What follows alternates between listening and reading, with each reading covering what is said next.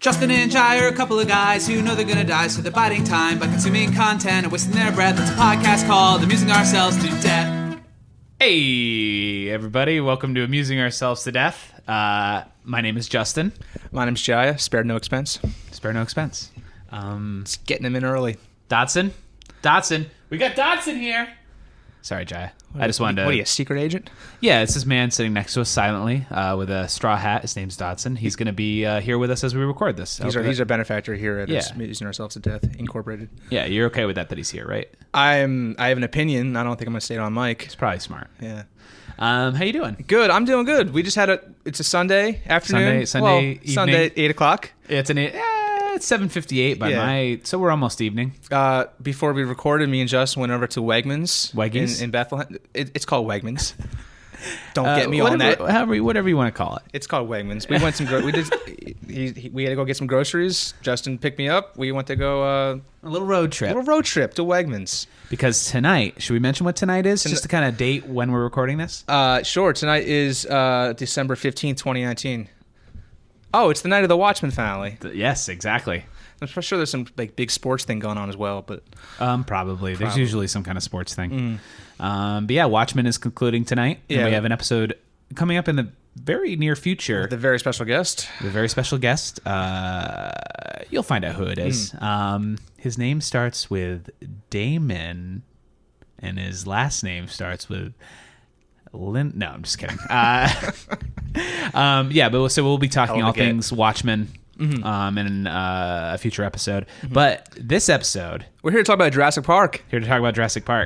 And this is a very interesting episode because we're recording this after the actual episode was recorded because you were not present for this recording. We both had a busy weekend in mid-November where we both had friends from our past come into Bethlehem, and we were obligated and enthused to show them the town. I had my friends, 612 shout out. You had your friends from 518 shout out. 518. Trashburg. Actually, 612 was the name of the house we all lived in Ithaca, New York, during our senior year of college. Oh, okay. So it's not an area It's code. not an area code, no. It's just the name of the house we were at.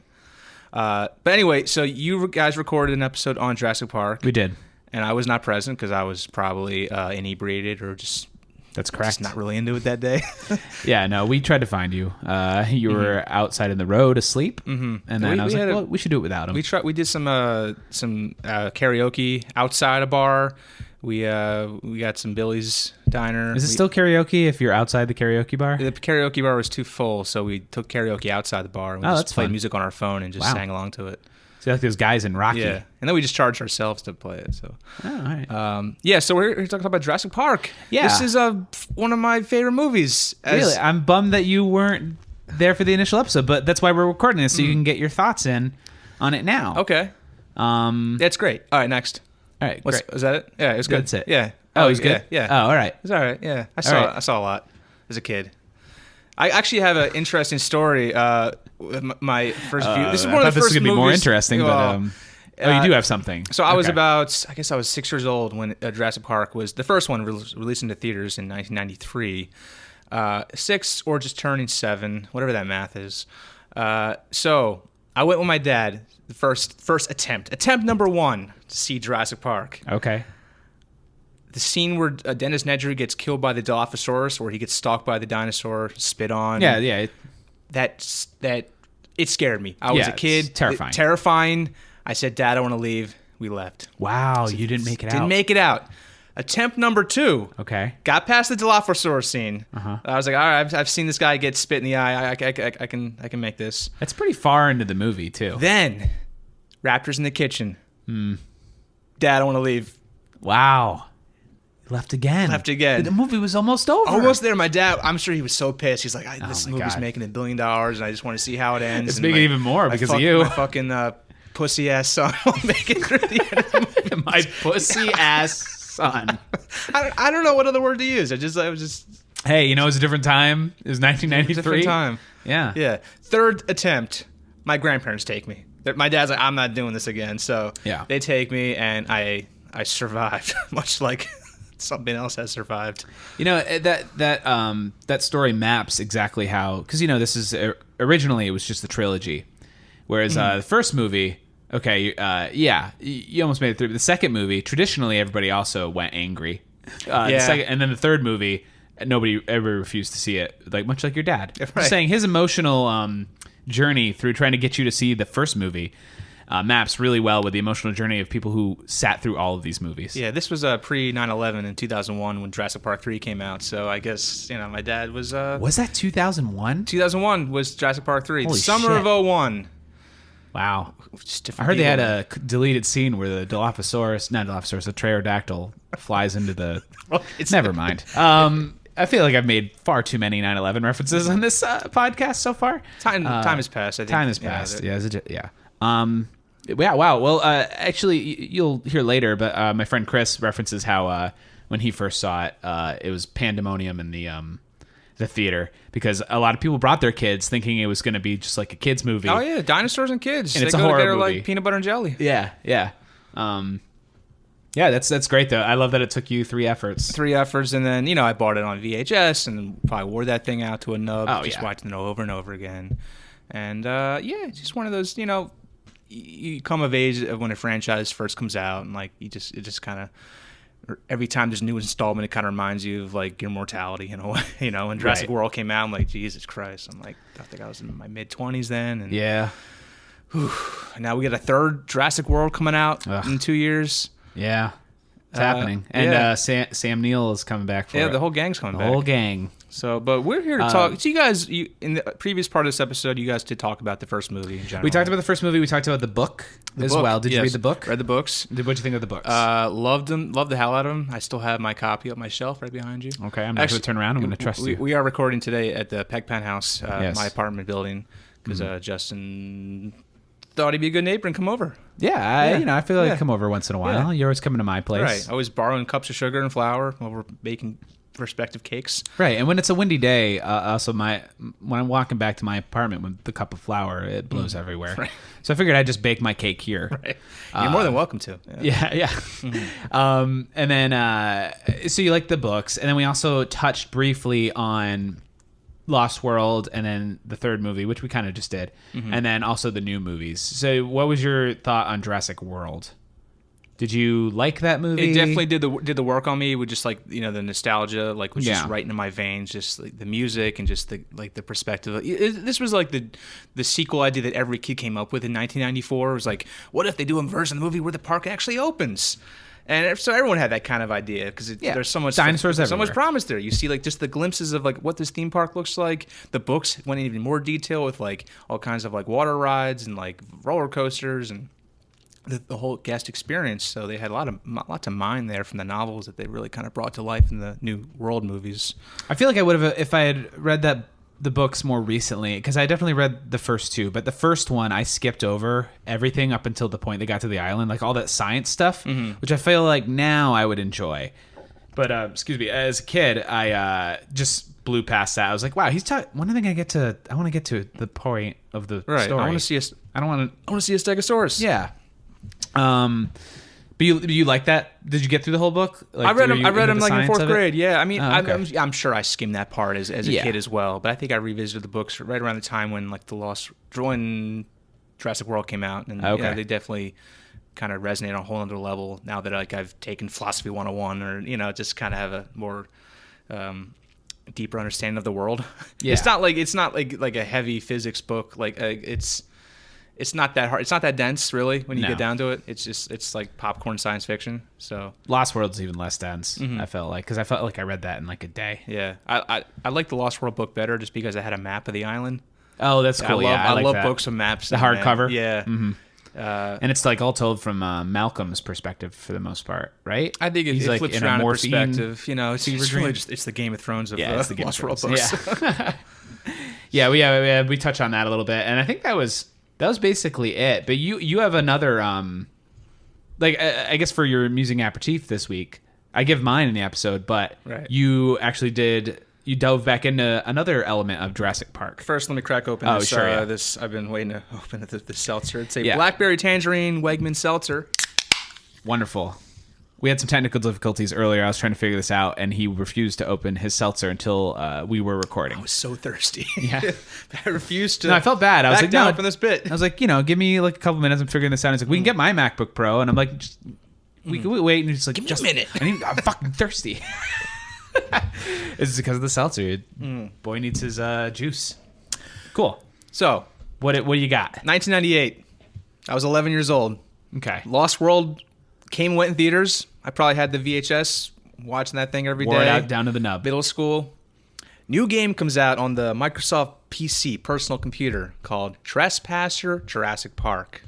This was hyped for a good couple years as a first-person survival horror game set on Site B, the events of the Lost World, the second island. Yeah, not the amusement park island, but Right. the island where they're breeding the dinosaurs. No, This well, is they're where breeding we them. do the real work. Yeah. This is where like militias are and shit like Yeah. that, right? I mean, it's where all the guns happen. in It's where all the second guns. It's where they did all like the Lots of actual guns happening. Like they did the trial and error of cloning dinosaurs.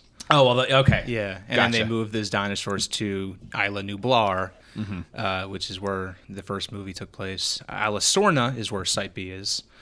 Anyway, this was a PC game that it was a first-person game that was notable for using brief synopsis. You play a woman named Anne. She's a survivor of a plane crash. Her plane crashes on Site B, and you must control Anne as she survives dinosaurs and other puzzles to get off the island. So that's the conceit of the game. Is you go through some familiar haunts of like the town from the Lost World. And basically, the game is notable for a few things. I mean, this is a game that had a lot of good intentions. You will not see this on any top 10 list. It was billed as worst game of 1998.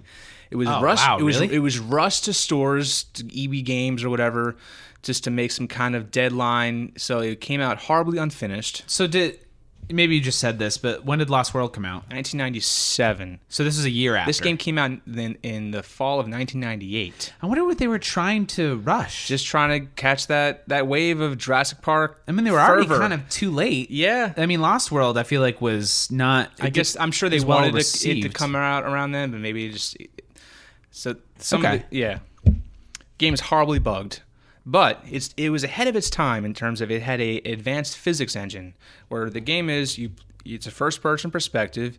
You have one hand. You reach out. You have one hand, and you can pick up most objects. Pick up rocks. You can pick up weapons. And you can throw those objects, and they'll react with the physics engine. You know, it depends on the angle and the speed at which you throw it. It had a very minimalist heads-up display. There was no like counter in the corner, like how much ammo you have left of any weapons.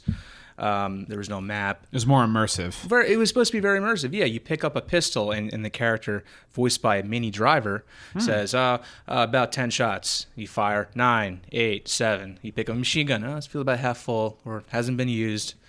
I like that yeah. a lot. I like that it doesn't have the exact thing and that she's voicing that, I guess. Or it's like, oh, I wouldn't know. What are you going to take it out and count the bullets? Right. Like, no. And even for the health meter, this is where it's like the peak like 1998 like sex video game standards was like you look down, you move your cursor down, you see like her giant chest, and that she has a tattoo of a heart Oh my God. on her left breast, and that heart gets filled in with blood as you take damage in. Okay. So that's how, if you want to check your health, you got to look at your tits, basically. Oh my God.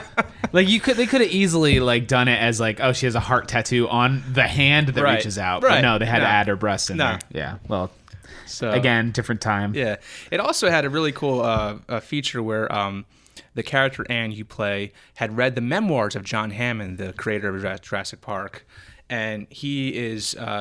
You basically do hear snippets of these portions of his book that he wrote in the game, voiced by Sir Richard Attenborough, who played John Hammond. Yeah. So it was a game that had like a great deck celebrity cast.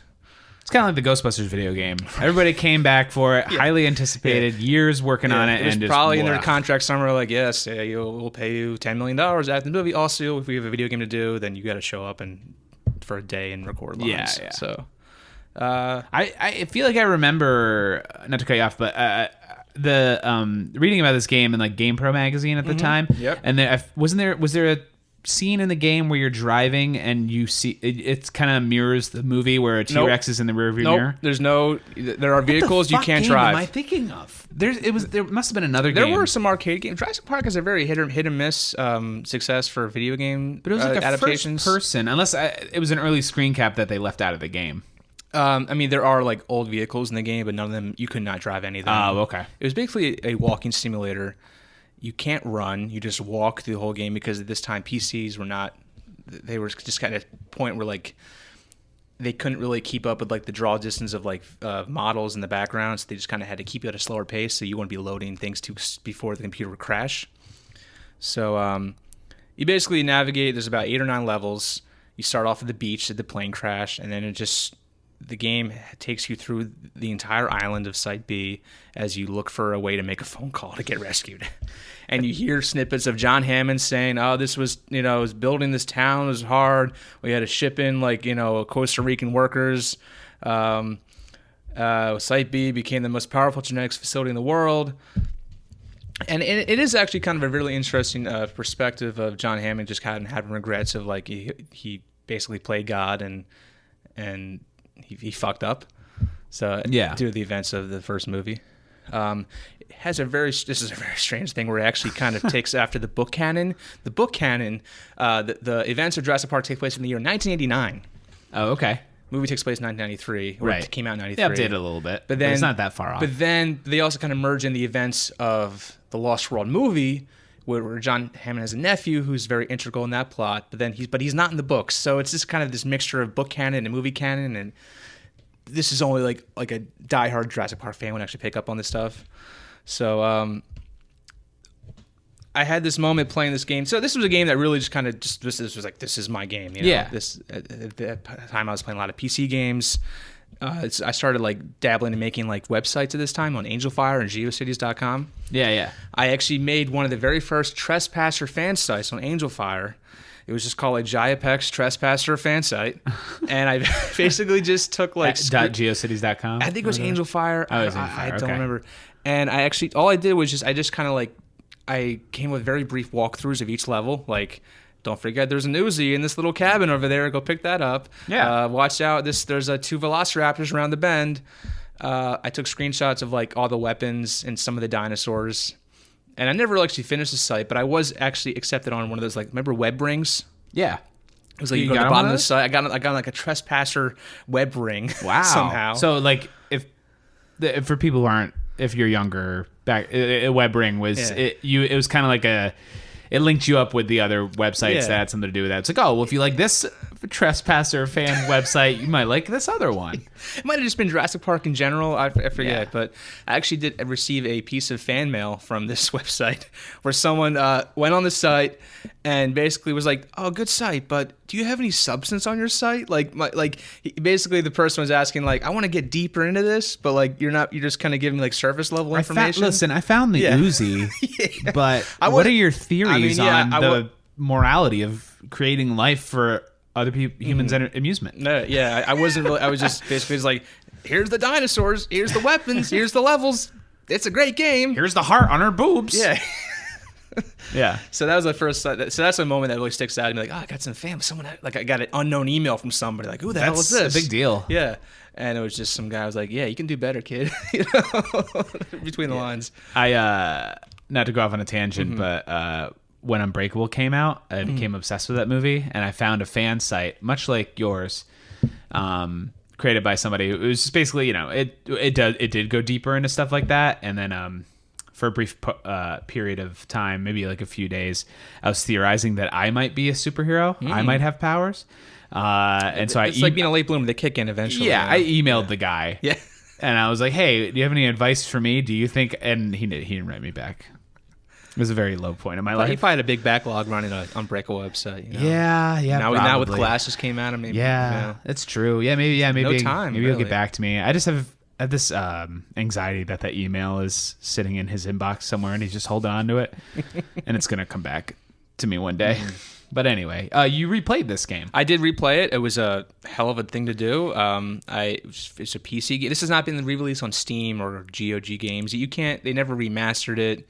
I'm surprised if it's the worst game of 1998. That holds some significance, especially with Jurassic Park out now. I'm surprised they didn't try to like put it up for $3.99 on Steam. Yeah, no, I think it's I don't know. It's playable. Yeah. It's just not a very fun game when you like compared to today. Like, well, they made a lot of other ones too. Like they made like Jurassic Park Warpath. I mean, there's been some fan attempts to remake this game with like better graphics. It's a cool, simple concept. Like I love what you said about the heads up display and like that. I love the style of that and like the simplicity of like I just got to get off this island. At the time, it was kind of notable for like having like big open outdoor levels, which weren't really done that much. Right. There were just like, you could walk in one direction and kind of just hit a dead end, and maybe you'll find like a shotgun and like an overturned Jeep. A lot of dead skeletons everywhere, like not everywhere, but just enough where it's like something happened here. Yeah. My favorite level, well, two favorite levels is obviously the more slightly populated areas, were like the town. Remember the town that they go to they get the helicopter rescue in Lost World? Vaguely. It's been so long. After the long grass scene, they have some hijinks with like the raptors and the little. I remember the raptors settlement. jumping through the high grass. Yeah, after that scene, like they go through like the remnants of this town where all the workers at Site B lived. So you get to explore that in more detail. Hammond has a big mansion there. Okay. Dr. Henry Wu has a little compound filled with like his old sci-fi movies he'd like to watch on VHS tape. Oh, that's cool. They did a really good attempt at just kind of fleshing out the John Hammond character, because there is a scene where there's a part of the game where you go into his old computer and you hear his like audio diaries, kind of like that. Remember in Mad Men when Roger Sterling was like recording his memoirs, just talking about like women he hooked up with and like advertising. This is just like basically Hammond talking about like trying to. Talking about dating women, calling some chick at 2 a.m. and like, just that's the last time, I'm so humiliated. And it's almost like, is this why he started like creating dinosaurs? Because he got turned down by this chick at some charity luncheon in London? That's, of course, it's always something like that. Yeah. That's really weird that they added that in there. It was just like, it wasn't even like an integral part of the game. No. It was just like you find his computer and like, oh, here's a little floppy disk, and you put it in the computer and you just start hearing his audio, his diary basically. So... Sounds very intimate and strange. Like, why do we need to know this information? Attenborough, he knocks out of the park. Like, he commits, and it's, I'm sure he kind of got a kick out of it, just in terms of like, John Hammond is not a big character in the movies, but he is in the books. You kind of go into more of his psychology of why he was doing things and more flashbacks in terms of the process of making dinosaurs, which is another part of my favorite part of this game is another level. You find this lab, this building that has all these like supercomputers where they did like the cloning of the dinosaurs and extracting DNA sequences. There's like kind of this, I use quotation marks for puzzles. There's a puzzle where you have to turn on this computer so you can open a door so then you can make a phone call up this mountain. And when you're doing this, you're hitting about 7 or 8 different switches, basically just in the color of the rainbow. But as you hit each switch, Hammond is narrating the moment when he's like, in a computer lab with Dennis Nedry, the main villain of Jurassic Park 1, talking about we get into this episode of whether or not he's an actual villain. Oh, I can't wait to I'm excited to hear that. Yeah. He talks about being in a room with Nedry, there's soda cans everywhere, Butterfinger wrappers, and we cracked the DNA code of bringing dinosaurs back to life. We looked into the monitor, we saw, the gap between now and 65,000 centuries ago, and it actually is a really kind of a cool moment where like, and it's a moment that hasn't really been explored in the movies. It's just like, what was that time like when they were just kind of, working in labs and just not quite the salad cloning days. dinosaurs, but just like trying to, and like, and it's all like kinds an insane and idea. fucking up, and just like, probably all kinds of arguments and like the ramifications. What are we doing?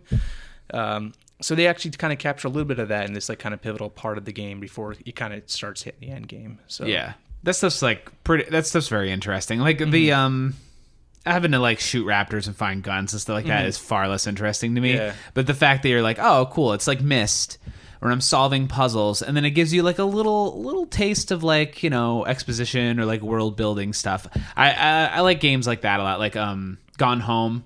That's what it kind of like. I like that stuff where it's like literally not much happens, but you're exploring this house and you're like, uncovering the story, and it's all by picking stuff up and like finding keys to like doors and like little lock boxes and going into bedrooms and like that sounds really cool. The story's being told through context, not just like once upon a time, right? A knight traps through a forest, and and getting Attenborough is like a big get for it, and that's cool. Mm-hmm.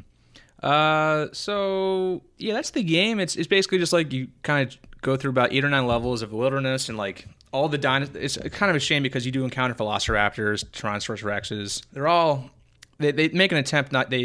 They did not lead on like pre-scripted events where like you walk down a path and like the same thing happens no matter how many times you play it. You know, like this T-Rex is gonna like take a bite out of this Triceratops.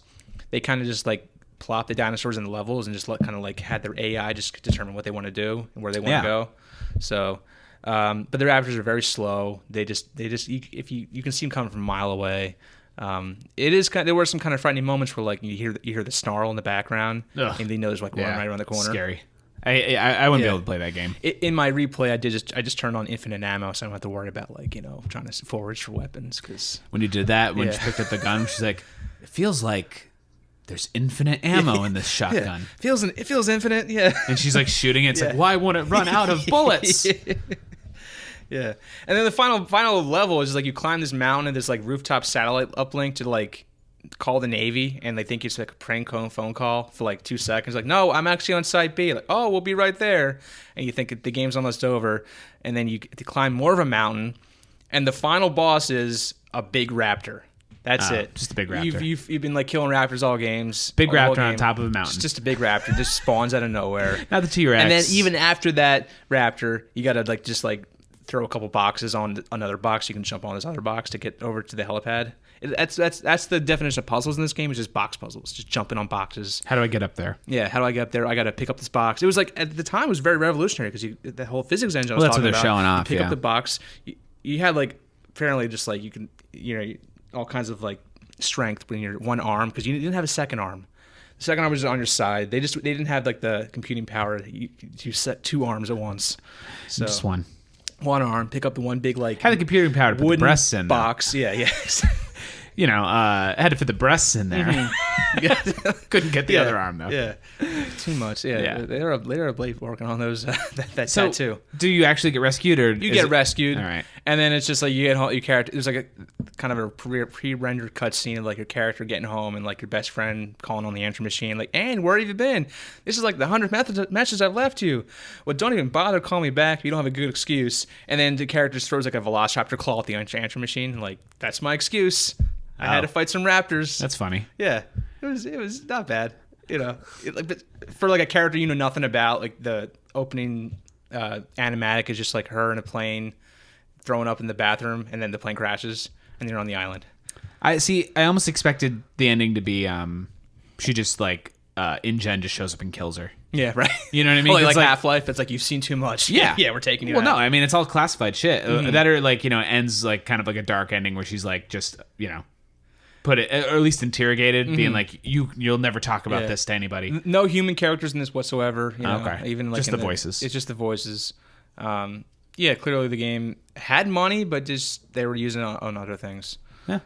So this is a game that, like, if they made like I said, there's some fan attempts to make a remake of this. I don't know how that's going or not. I've tried looking up some YouTube videos, and everything's just kind of like hit or miss. But yeah, I think a good first-person survival horror game set in the Jurassic Park universe could be a surefire thing in today's age with computing power. You can actually pull off the physics right and the dinosaur models right, and you can have a fun old time on Site B. That's cool. So you would recommend this then? I wouldn't recommend it. No, don't play this game. Don't no. play it. All right. I had to use watch a YouTube walkthrough of it. I had to use my work computer. Sorry, Libby. And I had to install this patch I got off Trescom.com, this Trespasser community website. Oh, so you like? And then I had to move files around, delete this file, rename that file. Then if I turn my computer off and turn it on the next day, it didn't work. I had to it was a pain in the ass to get going. It sounds like it. But it's just a game that holds a lot of significance in my in my memory, I guess. Well, no, I mean, it sounded like it hit you at the right time. Yeah. And it's like one of your favorite movies, then it's like, ooh, I get to experience you get to my be in the favorite game. movie. Anytime there's like those games that have like levels that were also in the movie, like I get to like see what's around that corner because like Nick Van Owen didn't go down that hallway, but I get to now instead. Yeah. So did you That reminds me. We'll wrap up in a bit, but you're a Simpsons fan, right? Yeah. Did you ever play the interactive Simpsons CD-ROM game? No, I just played the arcade game where you just play the characters and just kind of the arcade game. Yeah, no, this one was strictly. I think it's Let's Go to Springfield or something like that, or Welcome to Springfield. Okay, and literally all it was Myst, basically. But you're exploring all of Springfield. You can go to like the arcade and play like the video games that are actually in the show. Okay. You go to the power plant. And there's no storyline to it. You just like the characters walk by. It's like a walking simulator. Just you can click on and interact with them. That's kind of cool. I think the only thing was it was just like you could find all these like little trading cards, or like little like bobblehead things. But I just remember the CD-ROM itself was like a donut, and you put it into your computer. And I used to play the shit out of that. It was so fun. That's not fun. Just walking around Springfield and just like going into Ned's house, and like of course like you find all these like little hidden like Easter eggs from the show, and it's like you can play this game for hours. But you kind of create your own episode of The Simpsons in a way. Yeah, it was very immersive. Yeah. There was another game where you could drag and drop like character animations from The Simpsons and make kind of your own episodes, which was interesting. Yeah, I love world building stuff like that. It's fun just to experience. Yeah. Cool. The last memory I have with this game is like this is the time when like I'm sure my parents were like, "What's he doing? He's just playing these weird ass video games all day." Building in there?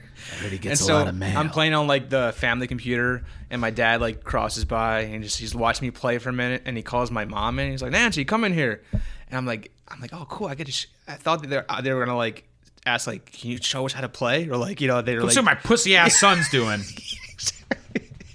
Because my dad was just kind of like, "What are you playing there?" And he just kind of watched me for a minute. So I was like, "Oh, I'm gonna show him kind of what's up with this. I'm gonna show him like a T-Rex or whatever, and play video games with me, Dad, please." Yeah. So he called my mom in, and then she's like, "What do you want?" And like he just kind of like shows her the screen that I'm playing, and she says, "Do you think it's healthy for his eyes to be looking at this kind of thing?" Like, is it this can't be healthy? Like, because I was like, I'm probably sitting like 5 inches away from the monitor, right, and just like. If I hadn't moved in like 7, 8 slumped, hours, yeah. And he's like, "Is this you've defecated?" Yeah. Other things in that basement. Other things. Yeah. You're holding out your one arm. Yeah. Very. So it was one of those moments, just like they're just, I don't know, like I felt just not disappointed, but just I thought it'd be in a moment like I get to play video games with my parents. And well, you know what? He gave you 3 shots for the movie, and you let him down each time. I did see Jurassic World with both of them actually, which was kind of fun. You know. Oh, okay. I guess maybe so. I did have a happy bow on that whole experience. Yeah. Hey, wrapped it up. I doubt they'd ever see any of the other Jurassic World movies. Yeah. So, but so that's my relationship with Jurassic Park. Nice. JP. Our initials. Our initials. JP. So, it's meant to be. Did you ever used to draw your initials in the JP logo, which is like the J connects to the P? No, I never did that. No, I did make an exact wooden replica of the Jurassic Park logo in shop class though. Painted it and everything, and wood burned the dinosaur. It was the shape of it. That's awesome. I still have it somewhere. Take a photo. Yeah, I will. You know what? I'm home for Xmas. I will. Oh, Xmas JP. Xmas JP. Cool. We'll wrap up here in just a second. I just had a couple things I wanted to get through. Absolutely. This episode, we do speak to it. I was telling you about this earlier. There's a weird energy, and it's because my friend Chris and I. It's my friends Chris and Shannon Stott-Rigsbee who were on the episode talking about Jurassic Park. Jurassic Park is Shannon's favorite movie, I think, of all time. She's seen it. She couldn't even figure out how many times she's seen it. Mm-hmm. Thousands. Oh, maybe. same here. I've probably, I think, conservatively have seen it at least 20 times. Well, she still watches it maybe 6 times a week. Okay, yeah. For the past year, I've seen it with. This is maybe my 3rd time seeing it with her. Mm-hmm. Yeah. So it's huge movie, huge for you, huge. It was huge for me. Yeah. And one of the few movies. I'm sorry, just like like people are like saying like CGI is good, CGI is bad. This movie made the smart decision to combine CGI with practical effects, so like it does stay kind of timeless. It still looks good for 1993. Yeah, it still holds up. Yeah. The fact that like the whole T-Rex attacking like the cars outside the fence, I mentioned that. That's my favorite. That's the most they believable. built the fucking T-Rex, and that's why it looks so great. It is. So you don't just have actors bounce off tennis balls, in front of a green screen. Like they were on Hawaii. It was raining. And, nobody goes to Hawaii anymore. Yeah, right. Nobody. It doesn't rain. Sorry. Yeah, but no, yeah. There's weird energy to the episode. It's because my friend Chris and I fell asleep in the middle of the movie because we ate too much cake, and then woke up and then immediately recorded it. So it takes a little while to get the our stride going, but because I had cake brain, I wanted to make a couple things here for my amusing aperitif. I was watching Fleabag season 1, currently on season 2. It's a wonderful show. I could not remember her name. Her name is Phoebe Waller-Bridge. Just want to say that. Have you finished since then? I just finished episode 3 of season 2 tonight. Okay. So I'm working my way through it. I'm just taking my time because there's only so much of it, and it's so good. Yeah, that movie like hits you in the soul, man. Ugh. That show hits you in the soul. Yeah, the finale of season 1 killed me. Yeah, season 2 is gonna annihilate you. Oh, yeah. You'll be dead. You'll It's be getting dead. there. DED. All right. You know, I can't wait. Yeah. It'll be my choice. Gary Rydstrom was the sound designer in this. I had a false memory of my friend Matt who I saw this with when we were two super fans when I was a kid. He gave me some incorrect information when he was a child, saying that Steven Spielberg was kids are dumb. Like there was some question as to who was making the dinosaur noises, and it was actually Gary Rydstrom. He took like a mix of different like mating animals, like their mating noises. Yeah, like rhinoceroses and tigers. And his dog. He used some like noises from his dog, like and like tweaked the audio and stuff like that. I thought that was interesting.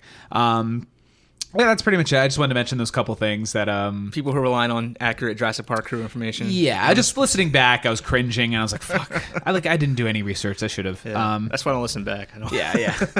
This is a fun episode that we did. I guess we'll just paste it in here, and I'm glad you're able to add your thoughts to it. Yeah, there's nothing really to say bad about Jurassic Park. You know, it's dinosaurs come back to life, killing people. Simple. It's simple. They try to complicate things with like Infinity Stones and all kinds of prophecies and shit. Right.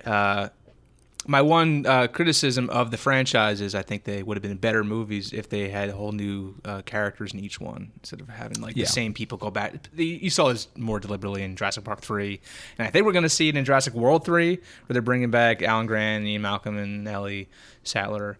And it's like that story. How that story's done. Yeah. Just let it be done. Mm-hmm. Like, why stop making up reasons for them to go back? It's like, I agree with you. They almost did. They did that with the Jurassic World. It was like the new kids. Mm-hmm. I mean, they still like linked it to the first movie, but I would agree with you. Yeah, I would say that. I just have something to say. I have nothing to say. That's okay. My brain is empty. This episode's already going to be almost 2 hours long, so. I had something to say. You had something to say. He's got something to say. Pause this. I'm gonna let it go. Fuck. No, I want you to figure this out while we're recording. What was I gonna say? What were you gonna say about the family? They're all coming back. I had a good point to make.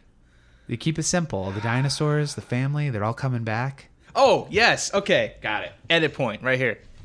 I have a standing. I gotta edit out the burps, and I'll edit this out. A standing bet with my buddy Clemmer, where like if we ever like came into like if we somehow get the rights to this franchise, what would we do with what would we make with it? Yeah. And the answer we have is like we would create this like hour-long drama set in the InGen days before the park, and it's just John Hammond as a venture capitalist and his like DNA partners. Henry Wu, Nedry, all those guys just like a workplace drama, like Mad Men or like 6 Feet Under, even just like no dinosaurs. Even it's just these guys just like trying to play God and just coming to terms with what they're attempting. This big project, all kinds of just kind of it's a prequel series to Jurassic Park. That'd be fun. Without the dinosaurs. No dinosaurs. That's why you could never do it, because anyone putting money on this thing and who's in the rides, like, where are the dinosaurs? But no, we want to get in like what's it like to play God, and what if they have a Casual Fridays in InGen and corporate espionage and just like you have dinosaurs in this dinosaur show, right, Mr. Peck? No. It's all about the psychology of just bringing a dead species back to life, and like an episode where they go to like a couple of different islands, and it's like the Better Call Saul. Oh, dude, I'm all in. Yeah, I mean, I was telling Shannon in this episode, like, I want to see the congressional hearing. Yes. And all this stuff. And she's like, no, that's Jurassic World 2. And I was like, wait, what? And then she brought up a couple things about that movie. I'm like, well, I'm going to have to fucking see Jurassic World 2 now. Because apparently it's like... Oh, you haven't watched it yet? No, you saw it, right? Yeah. It's just dinos on the mainland, right? Yeah. All right. Well, anyway, we won't get into it. That's another episode entirely. Maybe we'll do an episode on that. It does some things really well, and then some things really bad. It can't beat that dream sequence of Jurassic Park 3 where the lady on the plane turns into a raptor, which I did not remember, and we talk about that in this episode. Speaking of this episode, let's get to it. All right, I present to you Jurassic Park as presented by Amusing Ourselves to Death. Jiah, do you want to end this part one? See you later. Justin and Jiah are a couple of guys who know they're gonna die, so they're biding time by consuming content and wasting their breath. It's a podcast called Amusing Ourselves to Death. Hello, everybody. Welcome to Amusing Ourselves to Death, a podcast about the inevitable rot of our human constructs and the world that surrounds it. My name is Justin Passano. I am a co-host of this podcast. Usually we have Jiah Peck, my faithful partner here, but he is not here today. Today we have two special guests. Why don't you two introduce yourselves one at a time? I'm Jiah Peck. I'm Shannon. Shannon Peck. Wait, what's my name? Oh, no. Shannon. And the gentleman directly across from me. Hello, I'm Christopher Stott-Rigsbee. Wow. That's me. Hello. How about you tell people who you are and why you're in my house? Shannon's my wife. Okay. And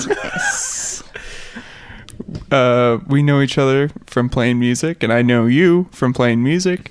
Yep. And we all played music together at one point. And that's the entirety of our relationship. We don't speak otherwise. Nope. I have no idea what you like or what you laugh at. I know you like music and movies.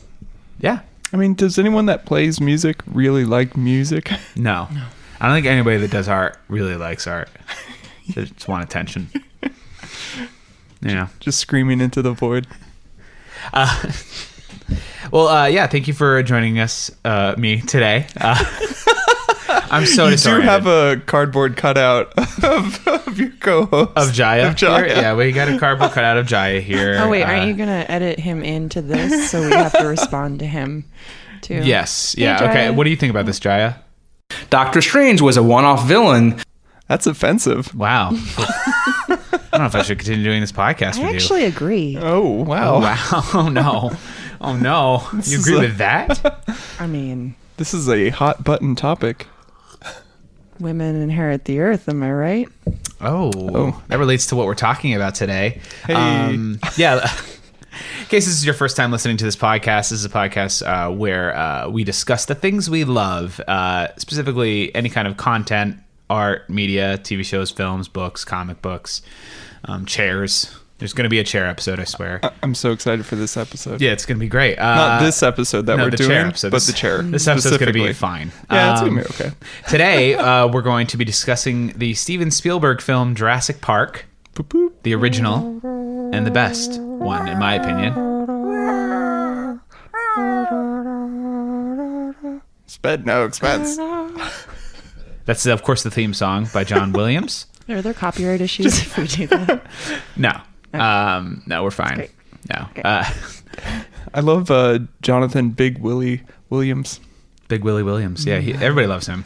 It's great. This is his this is one of his finest works. Yeah. I think. For- He for- did do this movie, right? Forget Star Wars. Forget Harry Potter. Home Alone. Forget Home Alone. Yeah, forget all of that. Jurassic Park is the best one. JP. But the way the show works, before we get into the main thing we're going to discuss, we have our amusing aperitifs, where we discuss small little things that we're being amused by lately. Why don't you, Shannon has a look on her face that just taking her index finger and pushing her bottom lip to the side of her Hands are ear. really sweaty. Sounds like she has some hot appetizers ready. Yeah, sounds like she has something ready to go.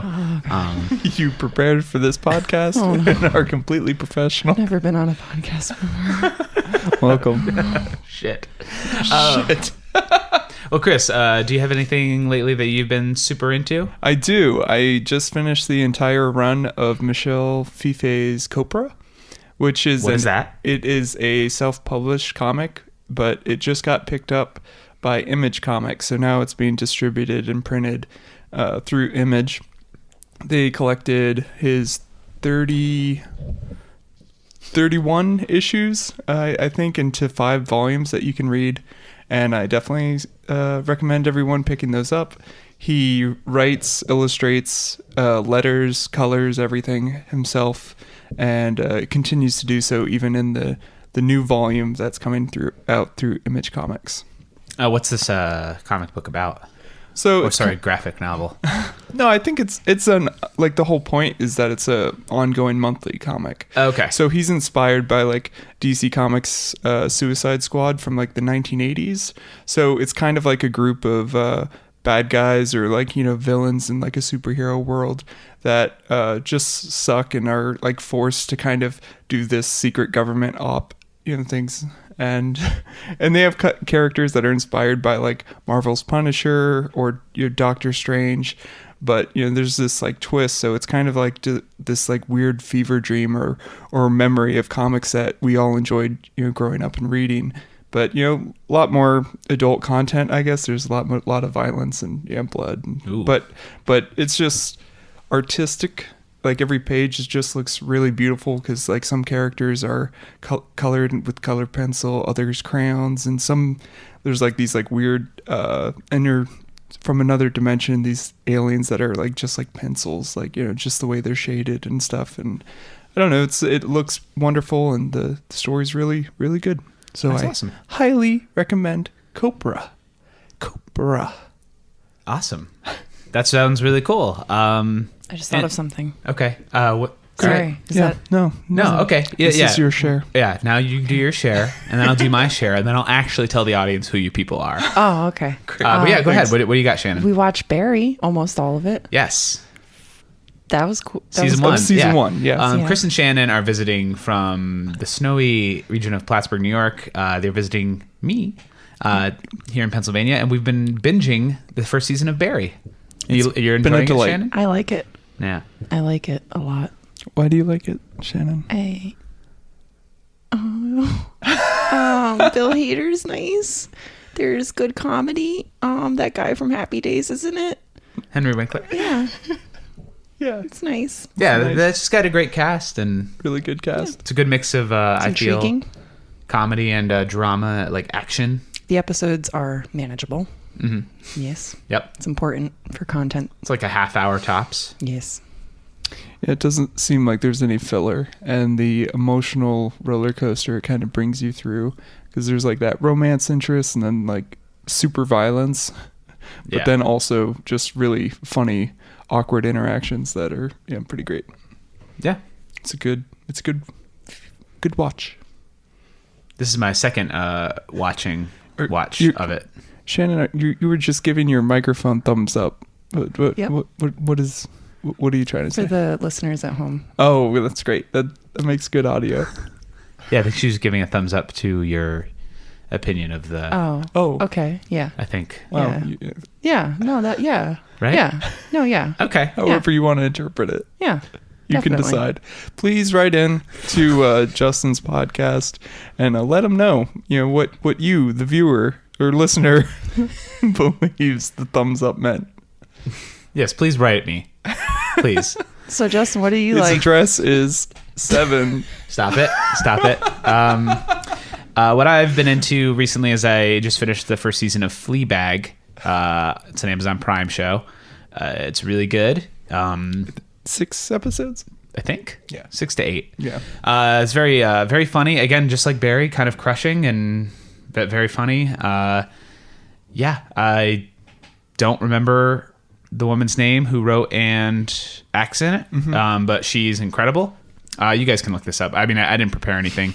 But watch Fleabag on Amazon Prime. It's really good. Yeah, it's just a lovely story about kind of grief, and it's all through the perspective of this woman, Fleabag, who she frequently addresses the camera. Like, she kind of breaks the fourth wall and talks to the audience quite a bit and kind of does like little winks and nods. And it's not overdone, but it's like, I don't know. It's like I love Ferris Bueller as a kid, so I enjoy that kind of stuff. I love being guided through something like that, and it really works for her character. And and it's got a little twist at the end of the first season. And I guess there's only 2 seasons, and it's done. I don't know.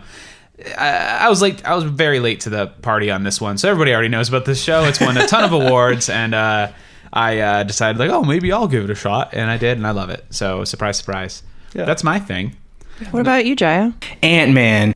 Wow, Jai, that's racist. Again, that's Jeez, oh my not. God. I mean, I don't Wow. want to agree with that. And Iron Man. Jaya and I have been having some trouble lately. I think he's going to be canceled pretty soon. So Can we replace him? no, he's irreplaceable. Oh, Yeah, oh. yeah. Let me get this cardboard cutout. Put that there. Can I get a copy of that? Yeah, sure. You want a copy of the cardboard cutout? Yeah, you can just have this one. No, I want a photo. Okay, you want your own? All right, a photocopy of a cardboard cutout. Yes, please. All right, great. I'll work on that. Staples. Yeah, we got Staples. But yeah, you two are musicians. I've known both of you for I've known you for going on over 10 years now, Chris. That's correct. Shannon, I've known you for a little bit less, but not much less. Yeah. We all used to hang out together in upstate New York, and then I left. He left but us. I left you. He left us. He left us. He left us. Yeah, you're both still up there, just panicking and screaming that I'm gone. Yep. I'm in the outhouse that is Pennsylvania, being stalked by an inevitable death, aka T-Rex. But Chris, you are a comic book. You're in the comic book community. You're an artist. comic book? You're a musician. You play under the name Adrian Aardvark. That's true. Correct. You do a lot of creative stuff. Shannon, you also play in Adrian Aardvark. You are an incredible musician. Oh, okay. And you also do artwork. I And draw cats. You draw cats. And you both work on this comic called Trashberg Comics, right? You got it. Yeah. Comics with an X, like underground, late '60s, early '70s comics, and just kind of a anthology for local North Country, New York artists to give them a platform to pretty much do whatever they would like to do. And it's been really fun to encourage my friends and people I'm not totally familiar with, but to get them excited about comics and sharing their art, trying to give them a audience. And it's really rewarding, and especially how fast it goes from being an idea to it being a actual physical manifested thing in our reality that you can hand to anybody and they can see it, versus writing in a song, recording a demo, Yeah. trying to find people to play that song. Or just drawing something and putting it on Instagram, and Oh, they just that's true too. swipe through it and like, oh, that's cool, and then never look at it again. It's it's fleeting. cool. Yeah. Art is fleeting. Jiah is here, but I'll speak for him. Sure. He'll attest that he believes that he still believes in physical matter and like physical Because art. he is physical matter. He's cardboard. Yeah, he is. It's true. It's true. He believes in print. Yeah, print is not dead. Not yet. Yeah, not yet. So cool. That's who you are. I just want to say to the listeners, if you're picking up on a weird energy, we got there's this bakery here called Vegan Treats. And our friend Chris gave us a Not different this one. Chris, not Different this one. Chris, yeah. Gave us We're not a 2-day-old entire, very tall cake from Vegan Treats that retail price probably be in a couple Retail value? $100. And we ate. Well, Shannon smartly did not finish her piece, but Chris and I ate all of ours. We had to. And therefore, we are in a weird sugar. We're feeling really weird and very disoriented. But we did not plan this before we started recording this. So Everything is brighter and Yep. moving a lot faster. However, my mouth cannot keep up. But it was vegan, so it was. yeah, so it was healthy. For Yeah. our health. Yeah, exactly.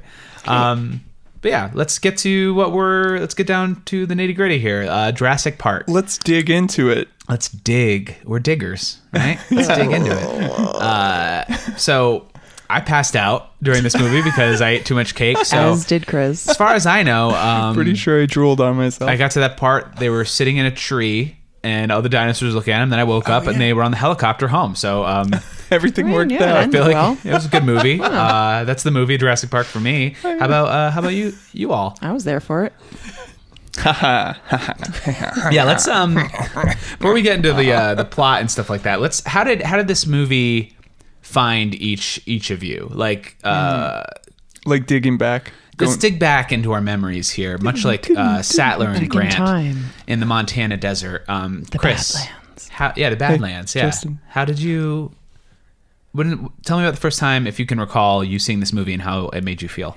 I think I was 8 years old when it came out. There was so much hype.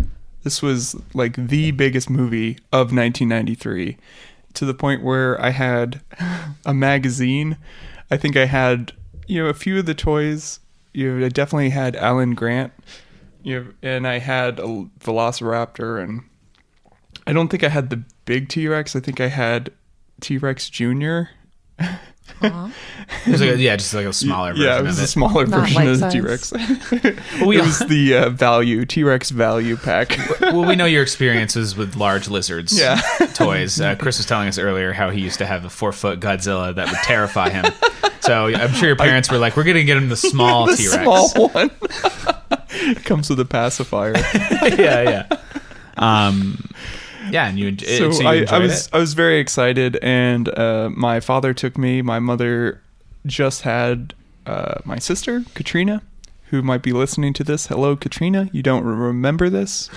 I'm going to go in all these things you don't remember. So he took me, and it was terrifying. It was like this was opening night, so all these kids are there.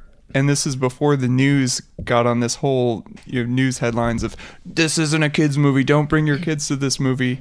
And so there were just children screaming and crying and Throwing up. And so many parents were taking their children and leaving the theater. And like Blair Witch. I think I was more scared that the children were screaming and crying, and it was affecting me just being around that actual It was like a mob fear. mentality, mass panic. Right. And I grabbed my dad's shirt. I was like, we got to get out of here. And he's like, no, we paid for these tickets. We're staying for the whole movie. Eat your popcorn.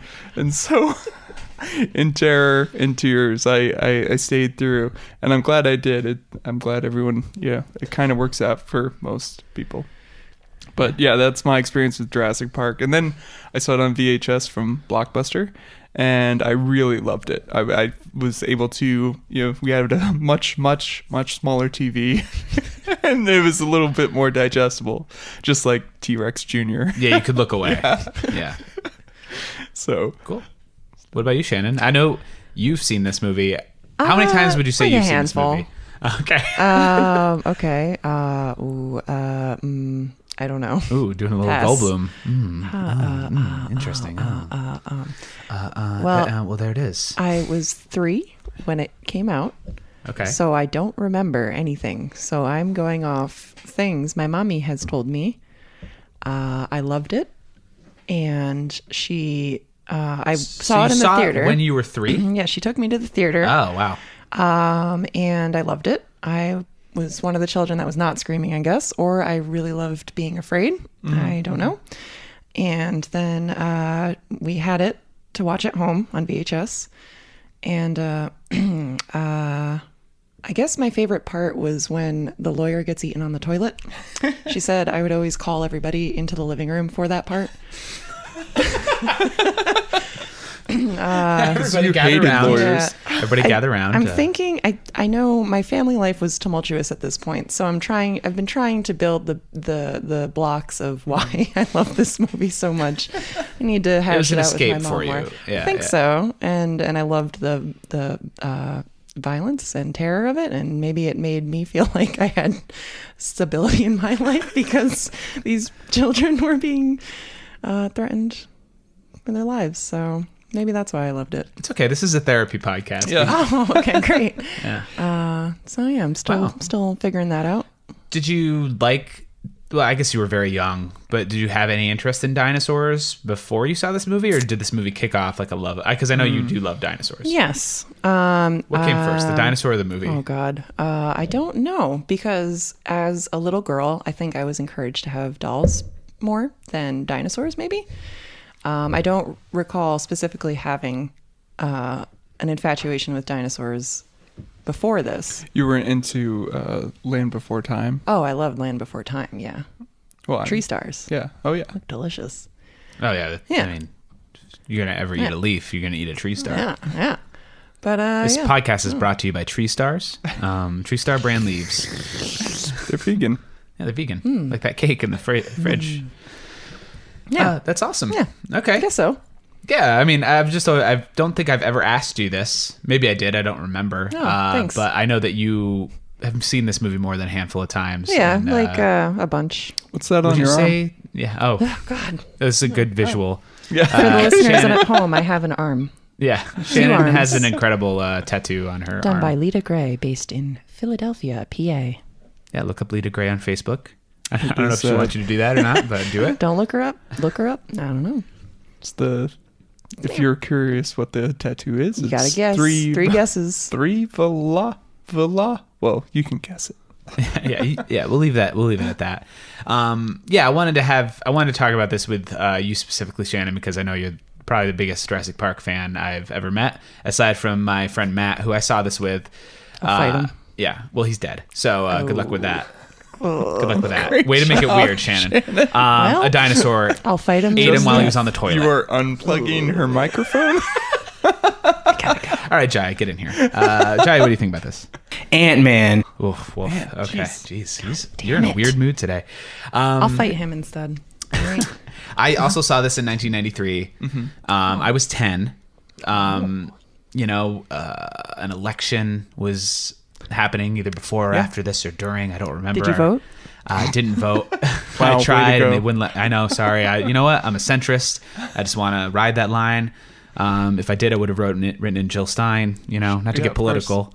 But no. Yeah, I love this movie. I saw this movie at the Strand, believe it or not, Wow, in Plattsburgh, that's New York. cool. Back in its more.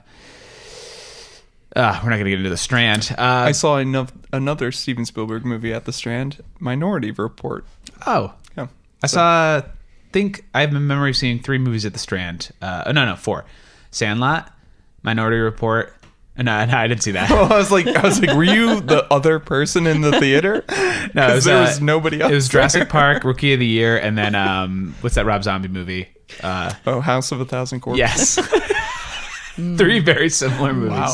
Wow. But no, I saw this with my friend Matt at the time, and I don't know, it was terrifying, especially the scene when she's in the bunker and the Velociraptor is chasing her, and it's just Samuel L. Jackson's arm on her. That was very scary. I remember being terrified. I mean, he was just trying to lend a hand.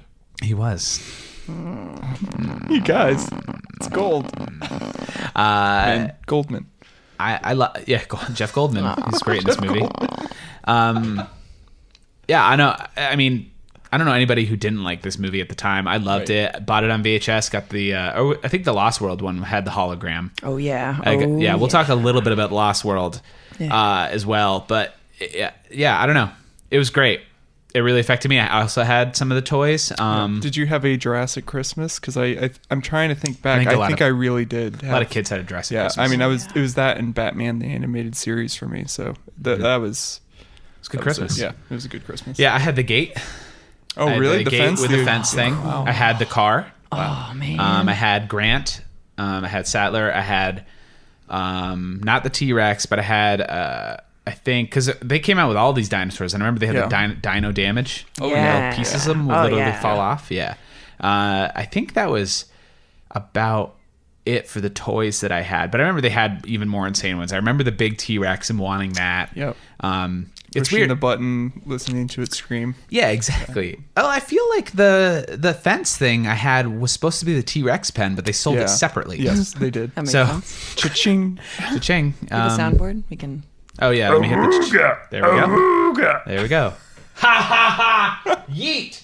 Oh, References wait. to other podcasts. Also good. No, I support it. we are making references to the podcast, the Trash Cast from Trashburg as well. Go check that out. Or don't. Yeah, Or do. I know. I love this movie. It was one of my favorite movies. I had the lunchbox. I had it all. The toys were cool as hell. The merchandise was great. We talked about that while we were Great watching humble this. brag.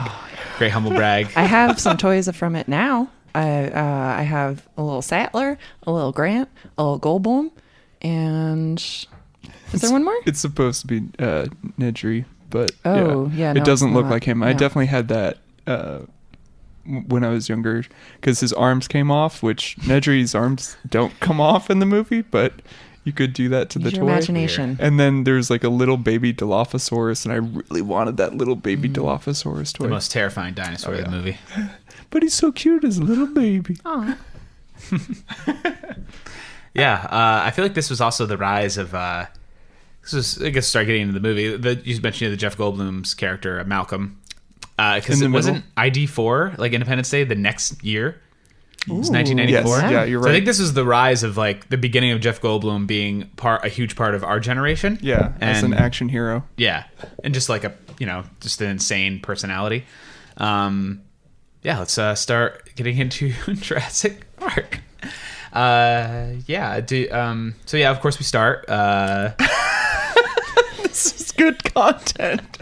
We're not gonna go through the whole plot, We open on the Universal open on- logo. yes. There's Yeah. jungle sounds. which is weird because we were watching the Blu-ray edition, and you said that this Fucked it looks up. different. Well, so in the Blu-ray edition, they added the new Universal logo, but then they immediately go to the shitty, grainy, old Universal Yeah. logo that they use because they don't do the ba ba ba ba ba ba ba ba. They do the jungle John Williams sounds. Right. score Yeah. too. Yeah. Starts building. Oh.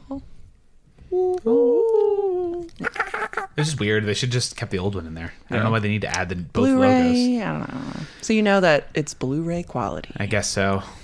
Yeah. I don't know. It looks great. Still looks. Yeah. The movie holds up. Holds up. Looks good. Um, Stan Winston's wonderful animatronics. oh yeah. Incredible. Listened to a podcast recently. It might have been the Conan podcast with Jeff Goldblum, where he talks about the T-Rex head and how it would just like move occasionally on its own.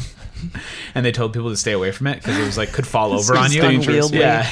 I guess the T-Rex that they had was 20 feet tall and 40 feet long. And Wow, that is huge. big as fuck. That's big as fuck. Yeah. And then, of course, Steven Spielberg's idea was all of a sudden to have rain happen. Oh, and there's they weren't also a prepared hurricane for that. happening.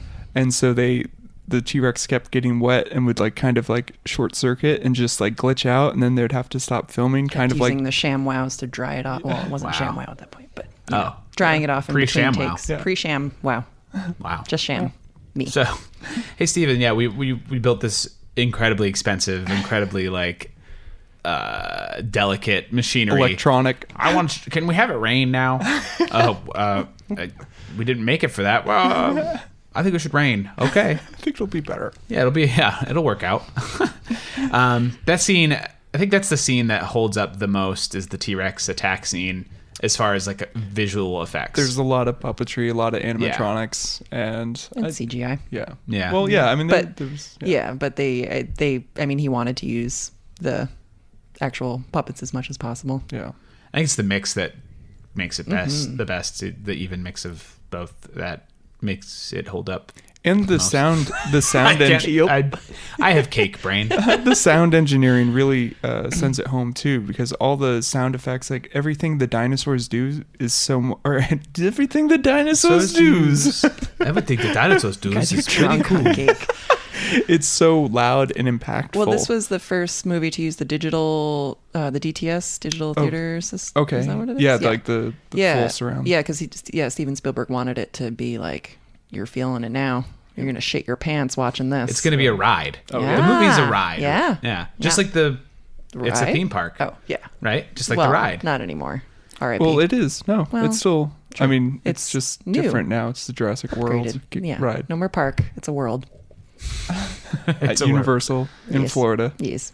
which you got to enjoy. I did it. Yeah, I never went to that. I remember seeing they would advertise for it on like other like Universal like VHS yeah. tapes or whatever. It It'd be was like so go much see the fun. ride. It was oh great. my god, we It went was on it really 3 fun. times. It Yeah. was so fun. And it really held up. And it looked like it was Stan Winston animatronics. So yeah, it was just it was great. incredible. Yeah. That's cool. Yeah. And I believe there's a few YouTube videos. I mean, granted, it's like handy cam. You know, some dad just like, oh shit, Jerry, look at that! Wow, It's a dinosaur. Dad, look. Mr. DNA. Dad, Mr. DNA on vacation. dinosaur. Little DNA family. Hey, even little Mr. DNA has to go on vacation. He's working hard too. Yeah.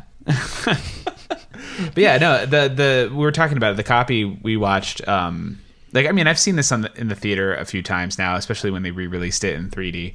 But I didn't. Did you see it at IMAX? No, I didn't see it in IMAX. was So good. Yeah, you step could above feel it me. in your bowels. Just as Everybody was shitting their Spielberg pants. intended, It's yeah. great. That you can see Grant pick up the raptor claw and then he pockets it. At the at beginning the when beginning. they're digging it up. I don't know yeah. if you were asleep at that point. No, but, no. I- Before he threatens this child. Yeah, and I think you even said it. I wrote it down too, is that when Grant is trying to scare the kid who's like, "Dude, he's not that scary," and then he has the claw, everybody just watches this happen. Yeah. Nobody It was a different attempts to stop time. him. It was the 90s. Kids needed to learn. I guess so. I mean, that's all, it's their boss. So they're like, all right, I guess Yeah, the don't wanna boss get is fired. threatening this Yeah. kid that who knows why this child is at a dig site in the middle of Yeah, the where's his desert. parents? Or they dropped him off and like, all right, have fun. Enjoy the Badlands. Right, because you don't see You him go little to his scamp. parents after that. Yeah. And his parents aren't like giving Grant a dirty look or something. No. It's like, yeah, he probably deserved it. He's a little shit. Well, even Sattler's just like, oh, Grant. Oh, classic Grant. Threatening a child. But yeah, they're uncovering a dinosaur. Then Hammond shows Old up. Hammy. Old Hammy. Old And he ham bone. Spent no speeds expense. from the helicopter Yeah, to you the don't even see him fucking. He rolls he's so down the hill. fast. Yeah. very Sonic the Hedgehog. I'll go fast. and no sand or dirt on his all-white suit in the No, middle of the not at all. desert. Not He's at in all. one of the bubbles. And just, The Pope bubble? He's just moving so Yeah. fast. it's like a big hamster wheel. Yeah, yeah. Spend no expense. Yeah, then it drinks all of their champagne or pops their champagne. Fucking drunk. Yeah, he just goes immediately for the booze. yeah. He loves this man loves booze and Loves ice the cream. booze and spending money. Oh my god, yeah, No, spad no expense. he loves it. And loves different Except for when accents. it comes to paying his employees, then he does not pay them. No, he pays them. He just only has like 2. Yeah, and he's not going to be your accountant. He's like, I paid you. True. That's not my problem. Well, the staff issue is just because it's not fully up and running yet, right? Right. Like, I'm assuming the main staff wouldn't just be Samuel Jackson and Dennis Nedry. No, it's pretty much they're the operators because he wanted it to be so automated and like these guys are the best of the best. So he wanted to get just minimal staff, maximum automation, and SLJ is just sick of this shit. Well, yeah, let me just ask you this then. Do you think that Nedry was justified in being that pissed off? Because clearly he just wants more money. And Hammond mentions at some point, it's like, hey, your debts are not my problem. Like, just gets very dad on him.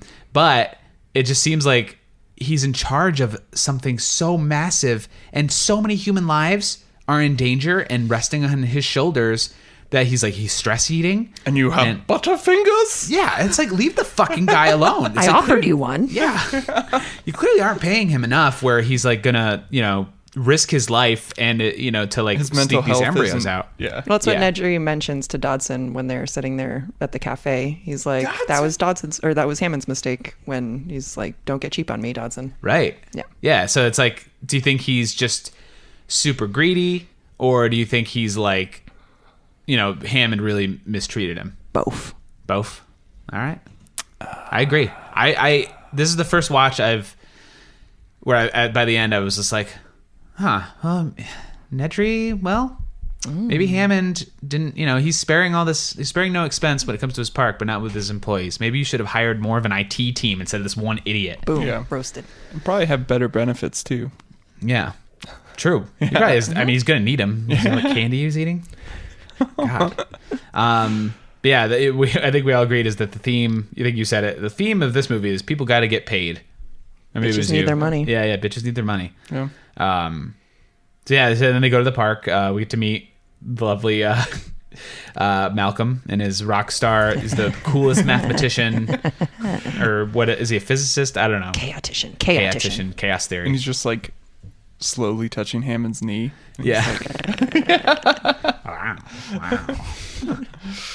You, I bring the lawyer. You bring the rock star. That's the lawyer. Yeah.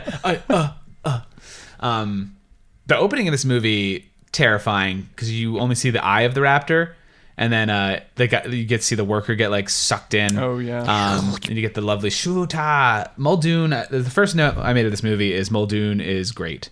Did you have his action figure? I did. Did not look like him. Oh no, he had the short shorts. Didn't have the hat. Well, he also had a huge gun that shot like a grappling hook or something, or a missile. Yep. All the toys later on got to be like very like G.I. Joe. Oh, well, eventually they had these like dino, like not riders, but dino raiders or something. Well, yeah, like, that were like they had attacking. saddles Yeah. and Dino robots. Riders was a different franchise. Yeah. Sorry, the cake's hitting me. It's coming back. There's waves to this cake. Layers and layers. Yeah, I always loved Muldoon, and I was kind of bummed that they killed him in this movie, because in the book, spoiler alert for the book, spoiler alert for this movie as well. If you haven't seen this, Fuck you. Muldoon lives in the book. Go to a fucking library, get this motherfucking book, Yeah, and get your fucking eyes read on it. Get your eyes on it. Stick it on there. Imprint on it.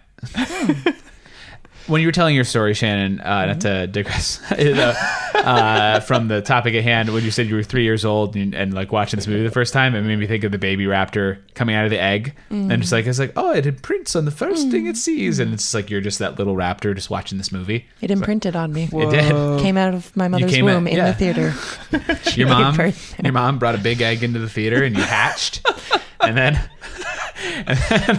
you just saw this movie, right? Yeah, that's how it happened. That's why yeah. my life is. That's how women's bodies work. That's how women are born. I mean, Yep. right? That's how it works. Cool. Yep. So here, we'll go to my notes here. What things we got? Oh yeah. The whole theme of like chaos theory, I always liked as a kid. I don't know. Just Malcolm's just cool. He's a cool guy. He wears all black. Yeah. He wears tinted glasses. Right. I think as a kid, I feel like I knew what chaos magic was, and I thought he was talking about chaos magic in the movie, and I was like, whoa, he's a wizard. Like that's You're a wizard, Malcolm. and so I thought that's what he was talking about. But I mean, he's still really cool. Even though it's math, whatever. And he's like the comic. He's like the comic relief of this movie too. Like he gets left alone in the car, and he's like, "Oh, I'm talking to myself," and Don't I don't know. extinct? Yeah. Yeah, it just gives that like little smirk. Little and then one-liners. keeps running up the What are stairs they ahead of keeping them. King Kong in there? Yeah. That's his whole thing. He's like the smart guy, but he's dressed like a rock star and just clown. cracks jokes. He's a clown. Yeah. I think it was the same podcast that I listened to. It was Jeff Goldblum talking about how they changed the Tyrannosaurus Rex scene. How like Malcolm was initially supposed to just run away, terrified, and then Jeff Goldblum was like, "No, I want to. I think it'd be better if his character helped distract Tries to them." help. Yeah. Yeah. Tries to He help. does Fails. distract. Yeah, he does. Yeah. Yeah. Do you think the T-Rex was gonna fully go for that first flare? Because that's what I always thought. Jump over the. Yeah. Yeah, maybe, and then none of that shit would have happened. It looked Right. like that was going to happen, And and then- like that Grant just solved everything because Grant, That's what he does. understands the animals and their instincts. There are a lot of situations that just were on the brink of going a good way and then just completely tanked and made everything worse. But it's funny, like adding real science to this conversation, there's because no then real it's like, science in this. how the fuck would they know any of that? They don't know Right. brain, thoughts. Well, they of- thought that until after this movie, and they're like, "Oh no, their T-Rexes could see. Yeah. They could see things." There's a lot of updated dino facts Yes. now that don't hold up since this movie came out. Like that like the Brontosaurus and Brontius. Bronte versus Bracky. Yeah. One of them's not real. Which one? Which one, Chris? Pick. Please write into Yeah. Justin. It's Please don't give my address out. Oh, the 777. immediately after this movie, the discovery of the Utah raptor was made, and that actually was about the size and look of the velociraptors in Jurassic Park. So they created this fake velociraptor and then discovered the Utah raptor, and so it was. So they kind of were like right before they were right. Yes, they Or were wrong Steven about the real velociraptors. Or Steven entirely. Spielberg spent money to fossilize a fake velociraptor skeleton. Faked it. Yeah. JP conspiracies. Welcome back to Jurassic Park conspiracies. Yes. He's like, I am right. One way or another. Oh, the Dilophosaurus? Not at all. Oh, Like- Oh, that's not real, right? Oh no, That was they're the not. scariest one for me because just when its neck, like when the little fan thing starts coming out, it's so scary. It's so, and then when it's in Great, the car great with him, monster. but not a dino. Yeah, not a dino. And I forgot what he did on it, but the guitarist from Tool worked on the Dilophosaurus for this movie, the puppetry. I don't know if he helped sculpt and design it, or he actually worked on some of the gears and puppet it. But He made the sounds for the Dilophosaurus. he was working with Stan Winston, and he worked on Predator as well. So Okay. I don't know, little fun fact. Little tidbit. Yeah, yeah. that's cool. Somebody did the sounds for this. Was it Spielberg? Like somebody was doing like the raptor sounds with their mouths in one scene. Was it in the kitchen scene? Was it Spielberg that did that? I don't remember. There were some human mixed in with all the animal sounds. Right. Yeah. That was I don't know who specifically that was. I mean, I'm assuming the sound artist. Yeah. But maybe the sound artist used somebody else. Yeah, I think when I was a kid, my friend told me that it was Spielberg that was making the noises, but I don't remember. But yeah, it's interesting. I don't know.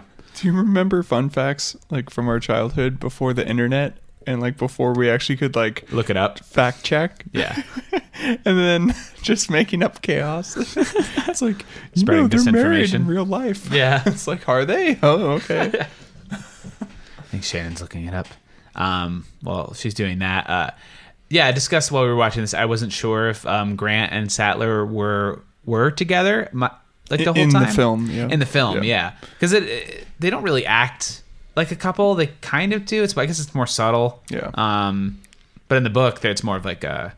He is her teacher in the book. Yeah. And she is married to somebody else. Oh, And- right. And he has like no interests. Like he's And he's a nice bearded man, friendly in the book. yeah, he likes kids at the beginning. Like he doesn't and yeah. hates them at the end. It's in Yeah. reverse. Yeah.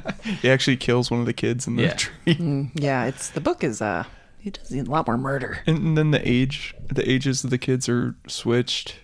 And Yeah, I guess Steven Spielberg wanted to use the actor that plays Tim because he didn't cast him in Hook.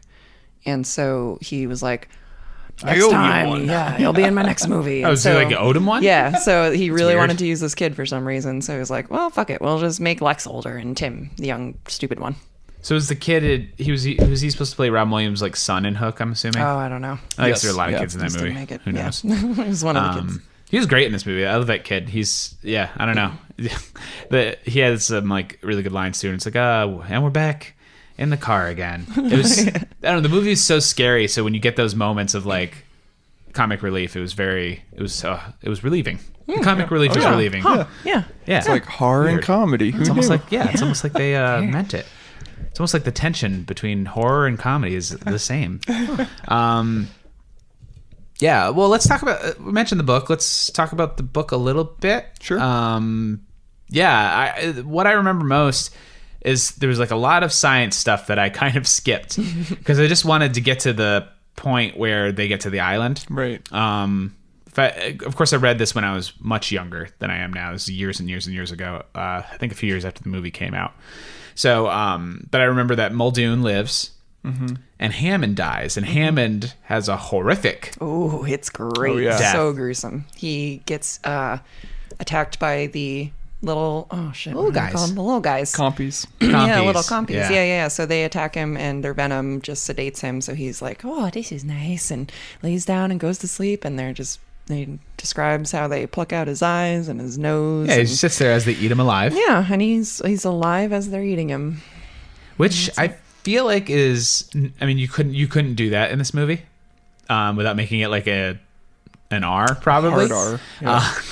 But it's like- like actual justice to the horrors that he Yeah. instigated. Like and he created. should have Yeah. died. Yeah, he should have died instead of just like, oh, well, I changed my mind. I was wrong. But also, Spielberg wanted to make him more kindly in the movie because in the book he's just this ruthless guy who's just delusional. But Spielberg, I guess, related to the obsession that John Hammond had with displaying the grandiose, so he didn't want him to die. I guess. Yeah, that makes sense, I guess. Yeah, and it gives... I mean, I like what they did with Hammond in the movie. Like, I feel like him being a prick in the movie wouldn't have worked as well. Yeah, unless they had the compies eat him, and then Right. you're like, yeah, I can't think of the lawyer's name, but like he had a better Gennaro. he had a better storyline in the book, and there was like, obviously there was a T-Rex Jr. in the book, And then there was like more with Henry Wu, which yeah, and they use some of the scenes in the book for like the second and third Jurassic Park movies. So, because I mean, with any book to movie adaptation, they have to cut out so much of it. Yeah. But also, just the book was so violent that they were just like, we cannot do this. This needs to be consumable by more people. And the velociraptors on the boat that actually leaves the island.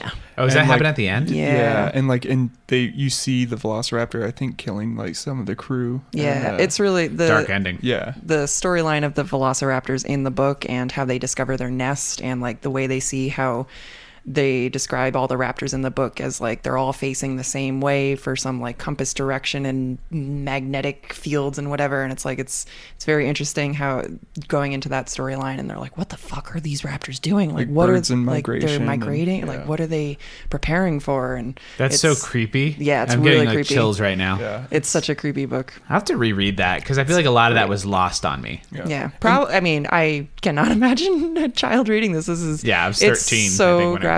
The opening of the book is a baby getting eaten by a compy. Oh my god! Yes, I don't remember that at all. Yeah, yeah. So again, they could It's- not do that for the movie. And then they had the opening for Lost World in the book Jurassic Park. Which I did read Lost World, and I feel like that was very different than the That movie. was That was just very an different. Ian Malcolm morphine trip. The whole book. It's hard to get through. It's just him just for pages and pages and pages at a time ranting about chaos theory on morphine because he dies in the first book, but then Michael Crichton's like, oh, actually, he didn't die, so this book's all for him. And like that's I the thought only you were going to other- say it was like a fever dream as he was dying is the whole second book, which I No, would have loved, like a that'd have Jacob's been Ladder interesting. type thing. That would have been good. Doctor Strange was a one-off villain. Spoilers. Oh boy. Well, that's over. Sorry, Jiah. I'll have to reread that book. I remember I read The Lost World. I don't remember anything about it, but I think I remember I read it in like maybe 2 days. There was one, I remember being on my couch and I read it for 6 hours straight because I couldn't put it down. then you start wearing all black and I did. mumbling and Yep. I was laying on my couch, much like Jeff Goldblum is laying. with your shirt unbuttoned. My shirt was Yeah. unbuttoned. My glasses were off. I had sweaty. hair on my chest, even though I was, only like 13, 14. Where'd you get the hair? Did you just find it? I taped it on. I took it out of the trash after my dad cut his hair, and I just taped it to my chest. Okay. Yeah. Yeah, Nice. it was great. Good I loved cosplay. it. Yeah, thanks. So I mean that's the book. Like, let me see here. What else? Oh yeah, it was a really funny thing we were talking about. Because they get to the island, and then there's like a ride before the ride where John Hammond they're showing like how they clone the dinosaurs, right? Which is like a science that I don't think really still doesn't make any sense. Like, how many mosquitoes did they have to go through to find the dino DNA? And like a mosquito doesn't. It probably had all sorts of DNA in there. Probably like, not just dinosaurs. It fed off of a lot of things. So we were Bugs, saying fish. how there's probably a hidden room where all the failed clones are. The basement. Yeah, like an Alien Monstrosities. Resurrection. It's on Site B. Yeah, Site B. Yeah, that should have been one of the new movies instead of like, or that should have been the Lost World. It just like has a Survival bunch of Mutants. John Hammond clones. Yeah. Attack of the Clones. Oh my god, the connections. Jurassic Park conspiracies. I think it was you that said it, Shannon, or I forget who said it. It was well, Cake was hitting you the hard. cake was hitting me so hard at this point that he was like planned on being there for every part of it, because part of that ride is how it him on the starts. screen talking to himself, Right. It's and so he's just scripted, gonna be so there all the time. But if he If he's- cloned himself, He can be anywhere. For every egg hatching, for every tour that's going to happen. So was the John Hammond that we see always the same John Hammond, or were there different ones? that's why his accent keeps changing. Oh wow. Wow, that's it. You solved it. And one of the John Hammonds actually does die and gets eaten by compies, Boom. but they just don't show it in the movie. There's just not enough time for 2 hours. No, there's not. 10 John Hammonds everywhere. There's deleted Spare no scenes where expense. Spare no expense. Sam Jackson just like gets a new John Sam Hammond out Jackson? of the freezer. Sam Jackson. Oh, Sammy. We're on a, we're on a like Sammy a short Jacks. name basis. True. Hold on to your butts. Yeah, which he says twice. I'm sorry, Justin, okay? I acknowledged that. I addressed it. I know. You woke up from your I slumber. woke up from my slumber just to say, I hear. Screaming, hold on to your butts. I really want to wake up from every nap and sleep with somebody telling me I was right. Justin, you were right. Justin, you were right. Oh, yeah, thanks. All right, I can get up now. Just set your alarm. Yeah, okay. That'll be Justin, my alarm. you were right. Justin, you're right. Get up. You're right. Brand new day. Let's see here. Another thing that holds up are the light beams, which you pointed out, Shannon. You pointed this out actually when we watched this years ago. Oh, okay. Because And then we we were looked we were into all it, watching yeah. it together many years ago. I don't know if shit. it was in 16 Macomb, perhaps. I think it was. We were all yeah. watching this. I think with Corey Collins. Probably back in And- 2014, 2013. Like 13 or yeah. 12. Yeah. And you said, you brought up how the beams of light were CGI. I was like, no, they're not. It's just really foggy. And then both of you were like, no, those are CGI beams. And I was in denial for a while. And I came around to embrace that. Yeah, and I remember I was sleeping. And it was the middle of the night, and you called me, and you said, "Justin, you're right." And I woke up again with you saying I was right. There you go. You're welcome. I forgot about that. Of course, this isn't the first time we've all seen this together. Of course not. Probably, we didn't see this together this time either because Chris and I passed out for a good hour of the movie. I was there physically.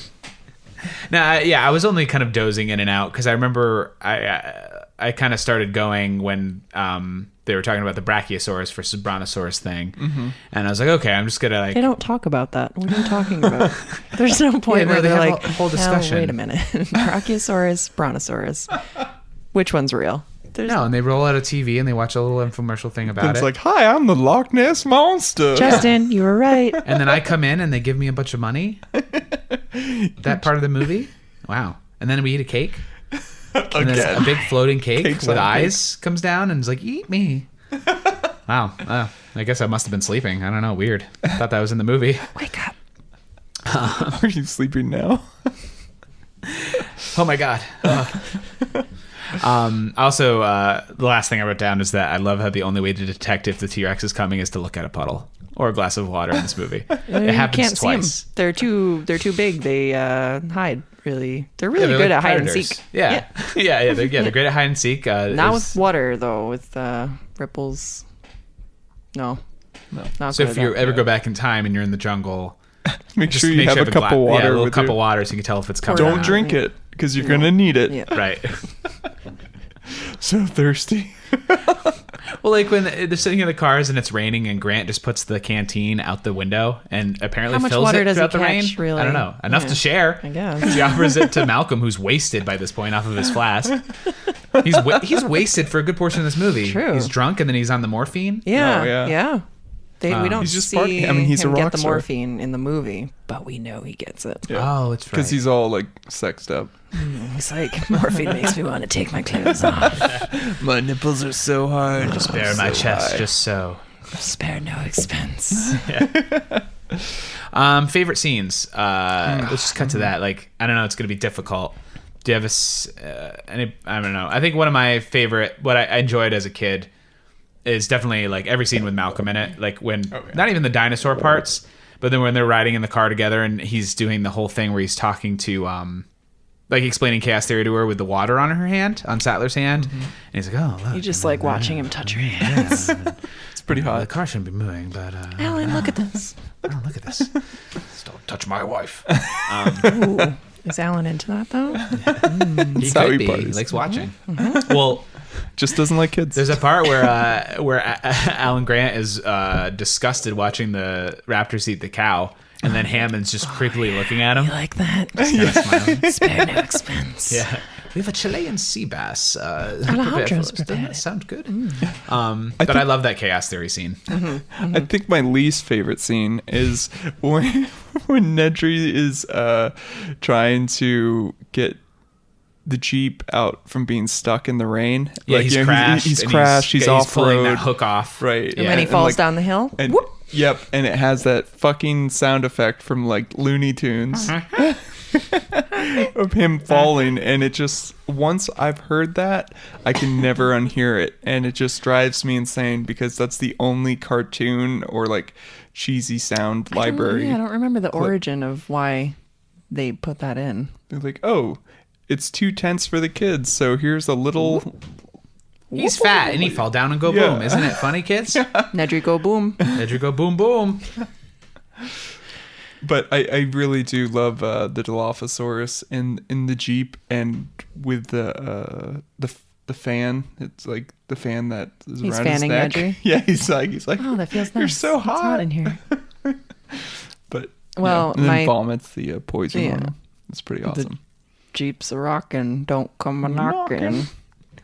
I was googling why they did that. There's a whole Reddit thread about it, and there's wow. just All right. people. The consensus seems to be people are just they just threw it in for comedic purposes.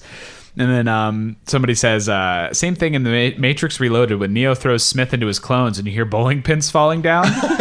And then Duville comments saying, "I always fucking hated that." This is so funny. Ha ha ha.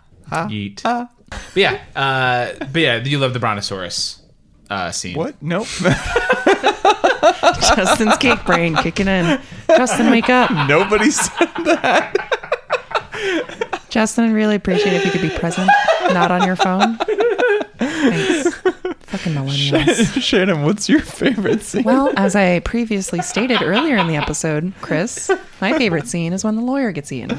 Well, I guess that was my 3-year-old yeah, that self. was your 3-year-old self. Yeah, am I? How about your adult self? What's your favorite Yeah, and your scene? 300th rewatch. What is okay. your favorite scene? Wait, Well- I know it. It's when you recorded the score or the theme of John Williams' Jurassic Park for our wedding. That's And not you in the got- movie. That's not a movie scene. Do we get married in the movie? Yeah, we do. Is this all a dream? It is.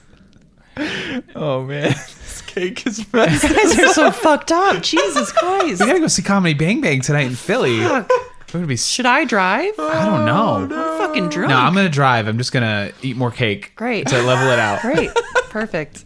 Well, I think as an adult, my favorite scene is all of the ones with the dinosaurs. There's not a lot of dinosaur in this movie.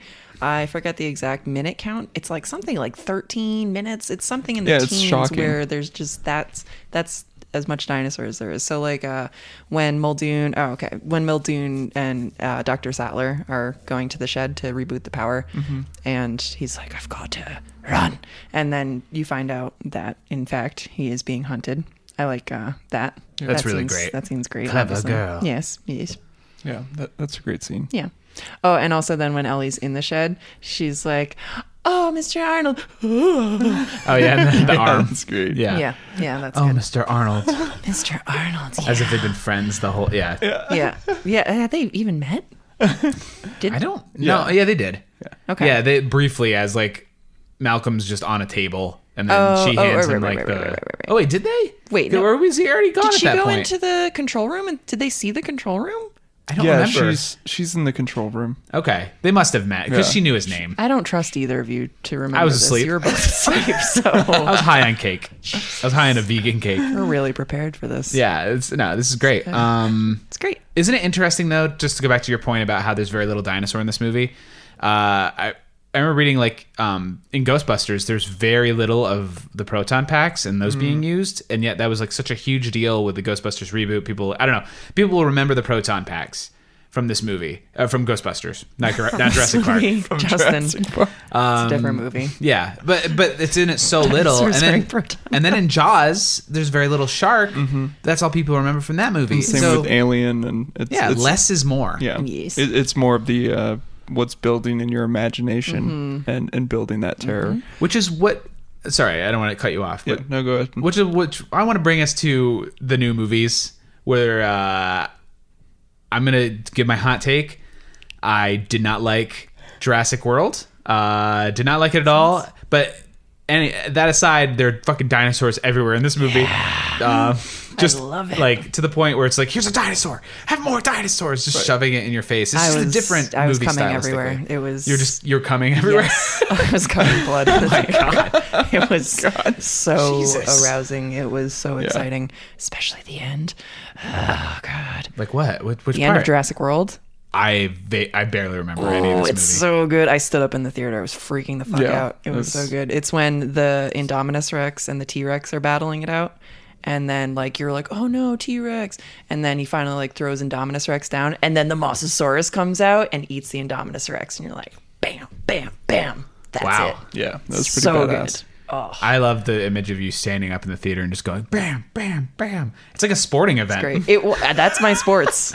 Dinosaurs is my sports. Dinosaurs is sports. Dinosaurs is sports. Go. It is. No, it's good. Sports. I know. I'm glad that you liked it. I was always curious. Thanks. I was curious. You're welcome. No, just because I'm a bitter old man. It's just a different movie. Oh, it's not great. It's not great acting or anything, but I think but it's fun. It's done in that way because when you look at old Godzilla movies and old monster movies, it's like the acting's not great. No.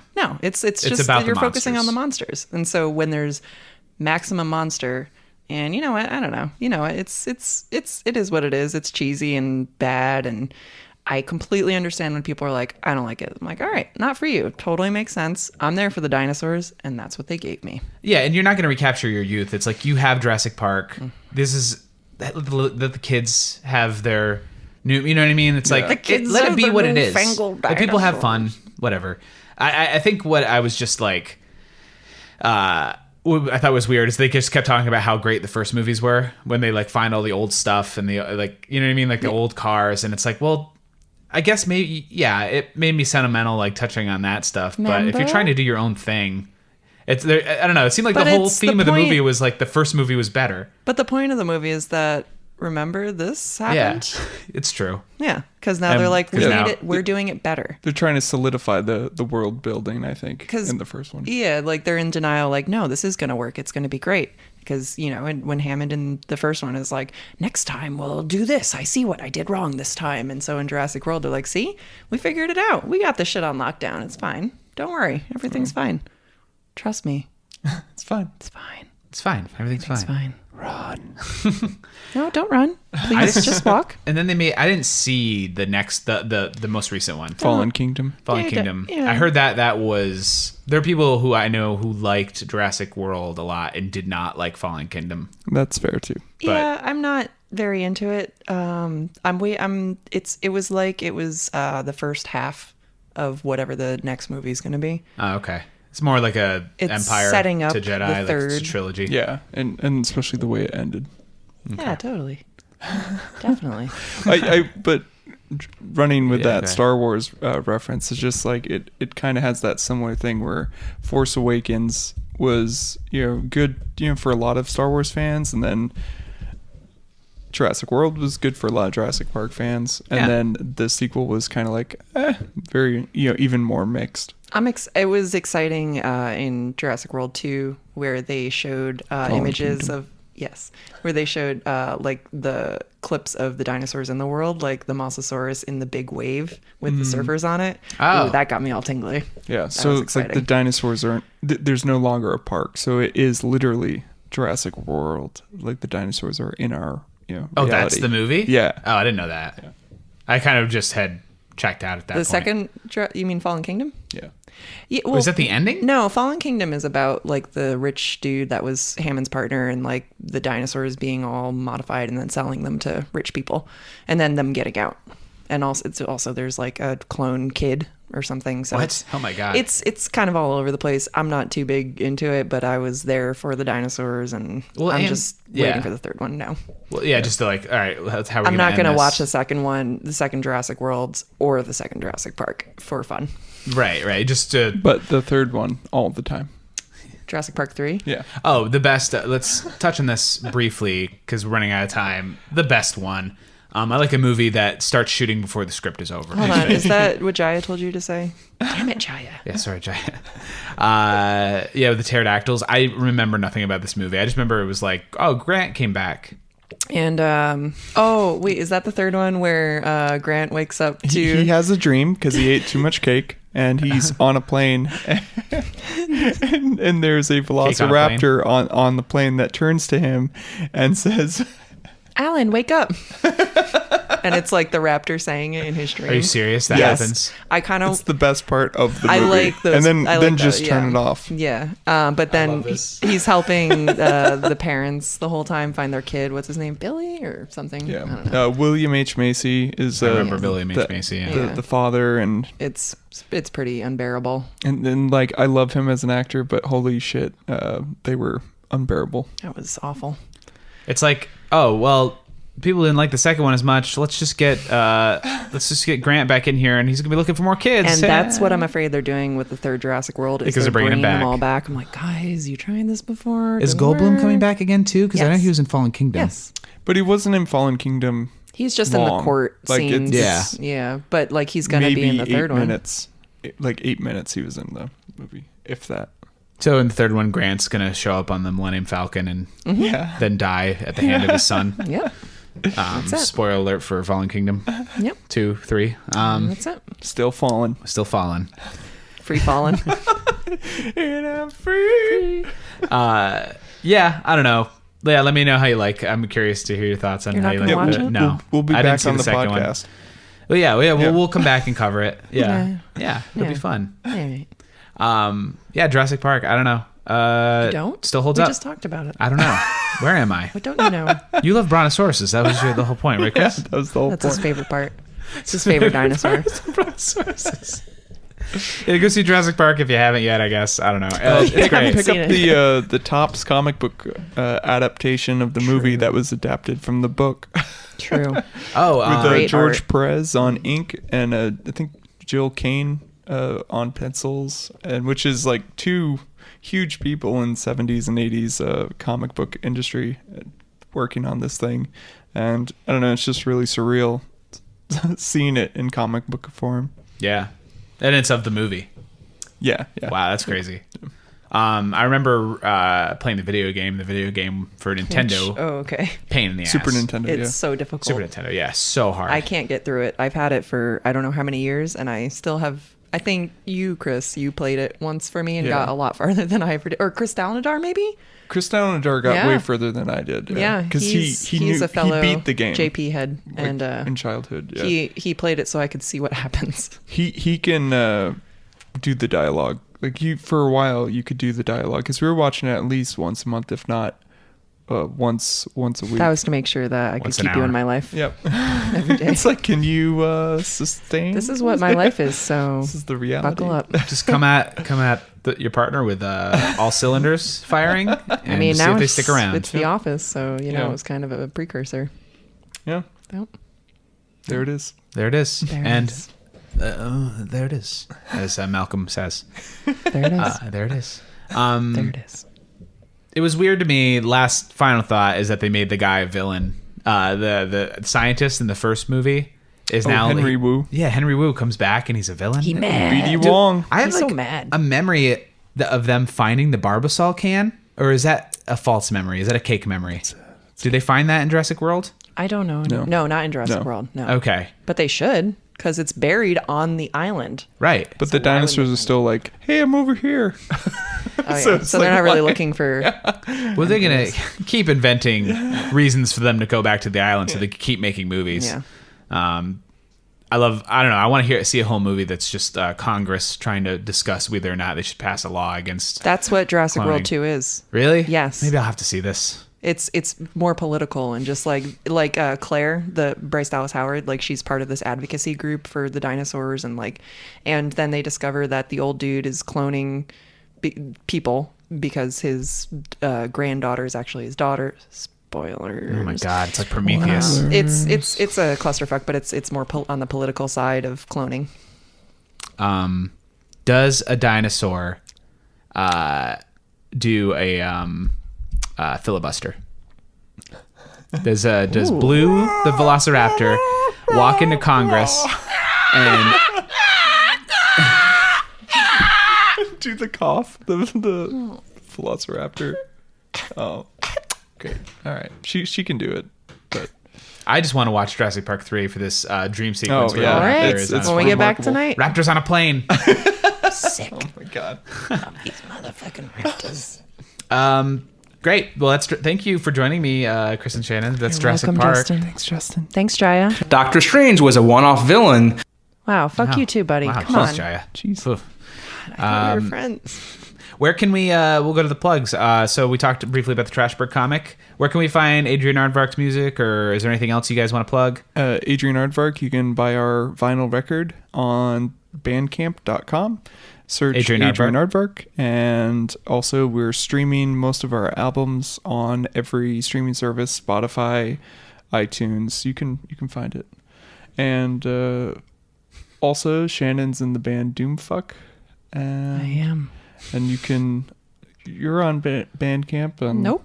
Nope. Nope. Not anymore. WordPress. Yeah. Don't ask me for the website. All right. I don't remember. Search Shannon. Doomfuck.wordpress.com or doomfuck12901.wordpress.com. It's one of those. You could try both. Also play violin on Tyler Daniel Bean's incredible record. I've done that before. You also play violin on my records, all of my records. Aw. Go to prettylousy.bandcamp.com. Oh, There you That's go. my plug. Yeah. And you can order Trashberg comics through trashberg.com. Just go to the shop. And our first issue, which is actually issue number 0, is sold out. So fuck you. Yeah, so get them while they're hot Yeah. because once they sell out, they sell out. Yeah, you're And- only doing small runs, right? Right. Yeah. And we may or may not collect them all. So you gotta each year. catch 'em all. So if you want those limited edition single issues, pick them up. They're Don't be great. afraid. Lots of local New York artists. Lots of different stories in there. I don't have the Halloween issue yet. I'm excited to get it. I have a comic in it. It's pretty good. Yeah. Yeah, Is it pretty good? it's good.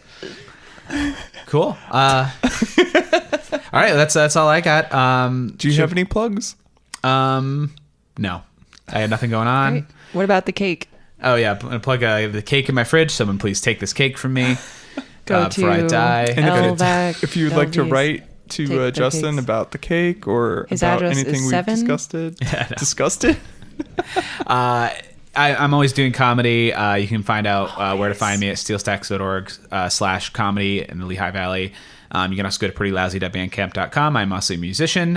You can also please rate and like and subscribe this podcast. Tell your friends about it.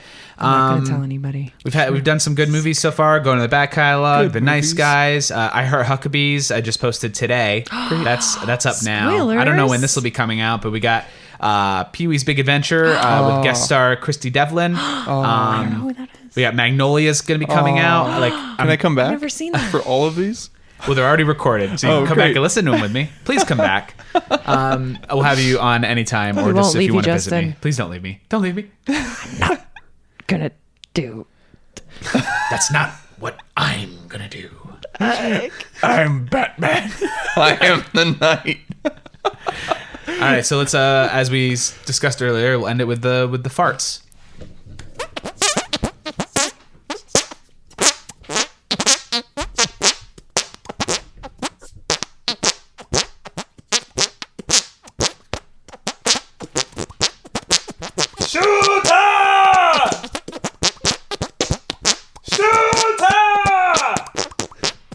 See you later.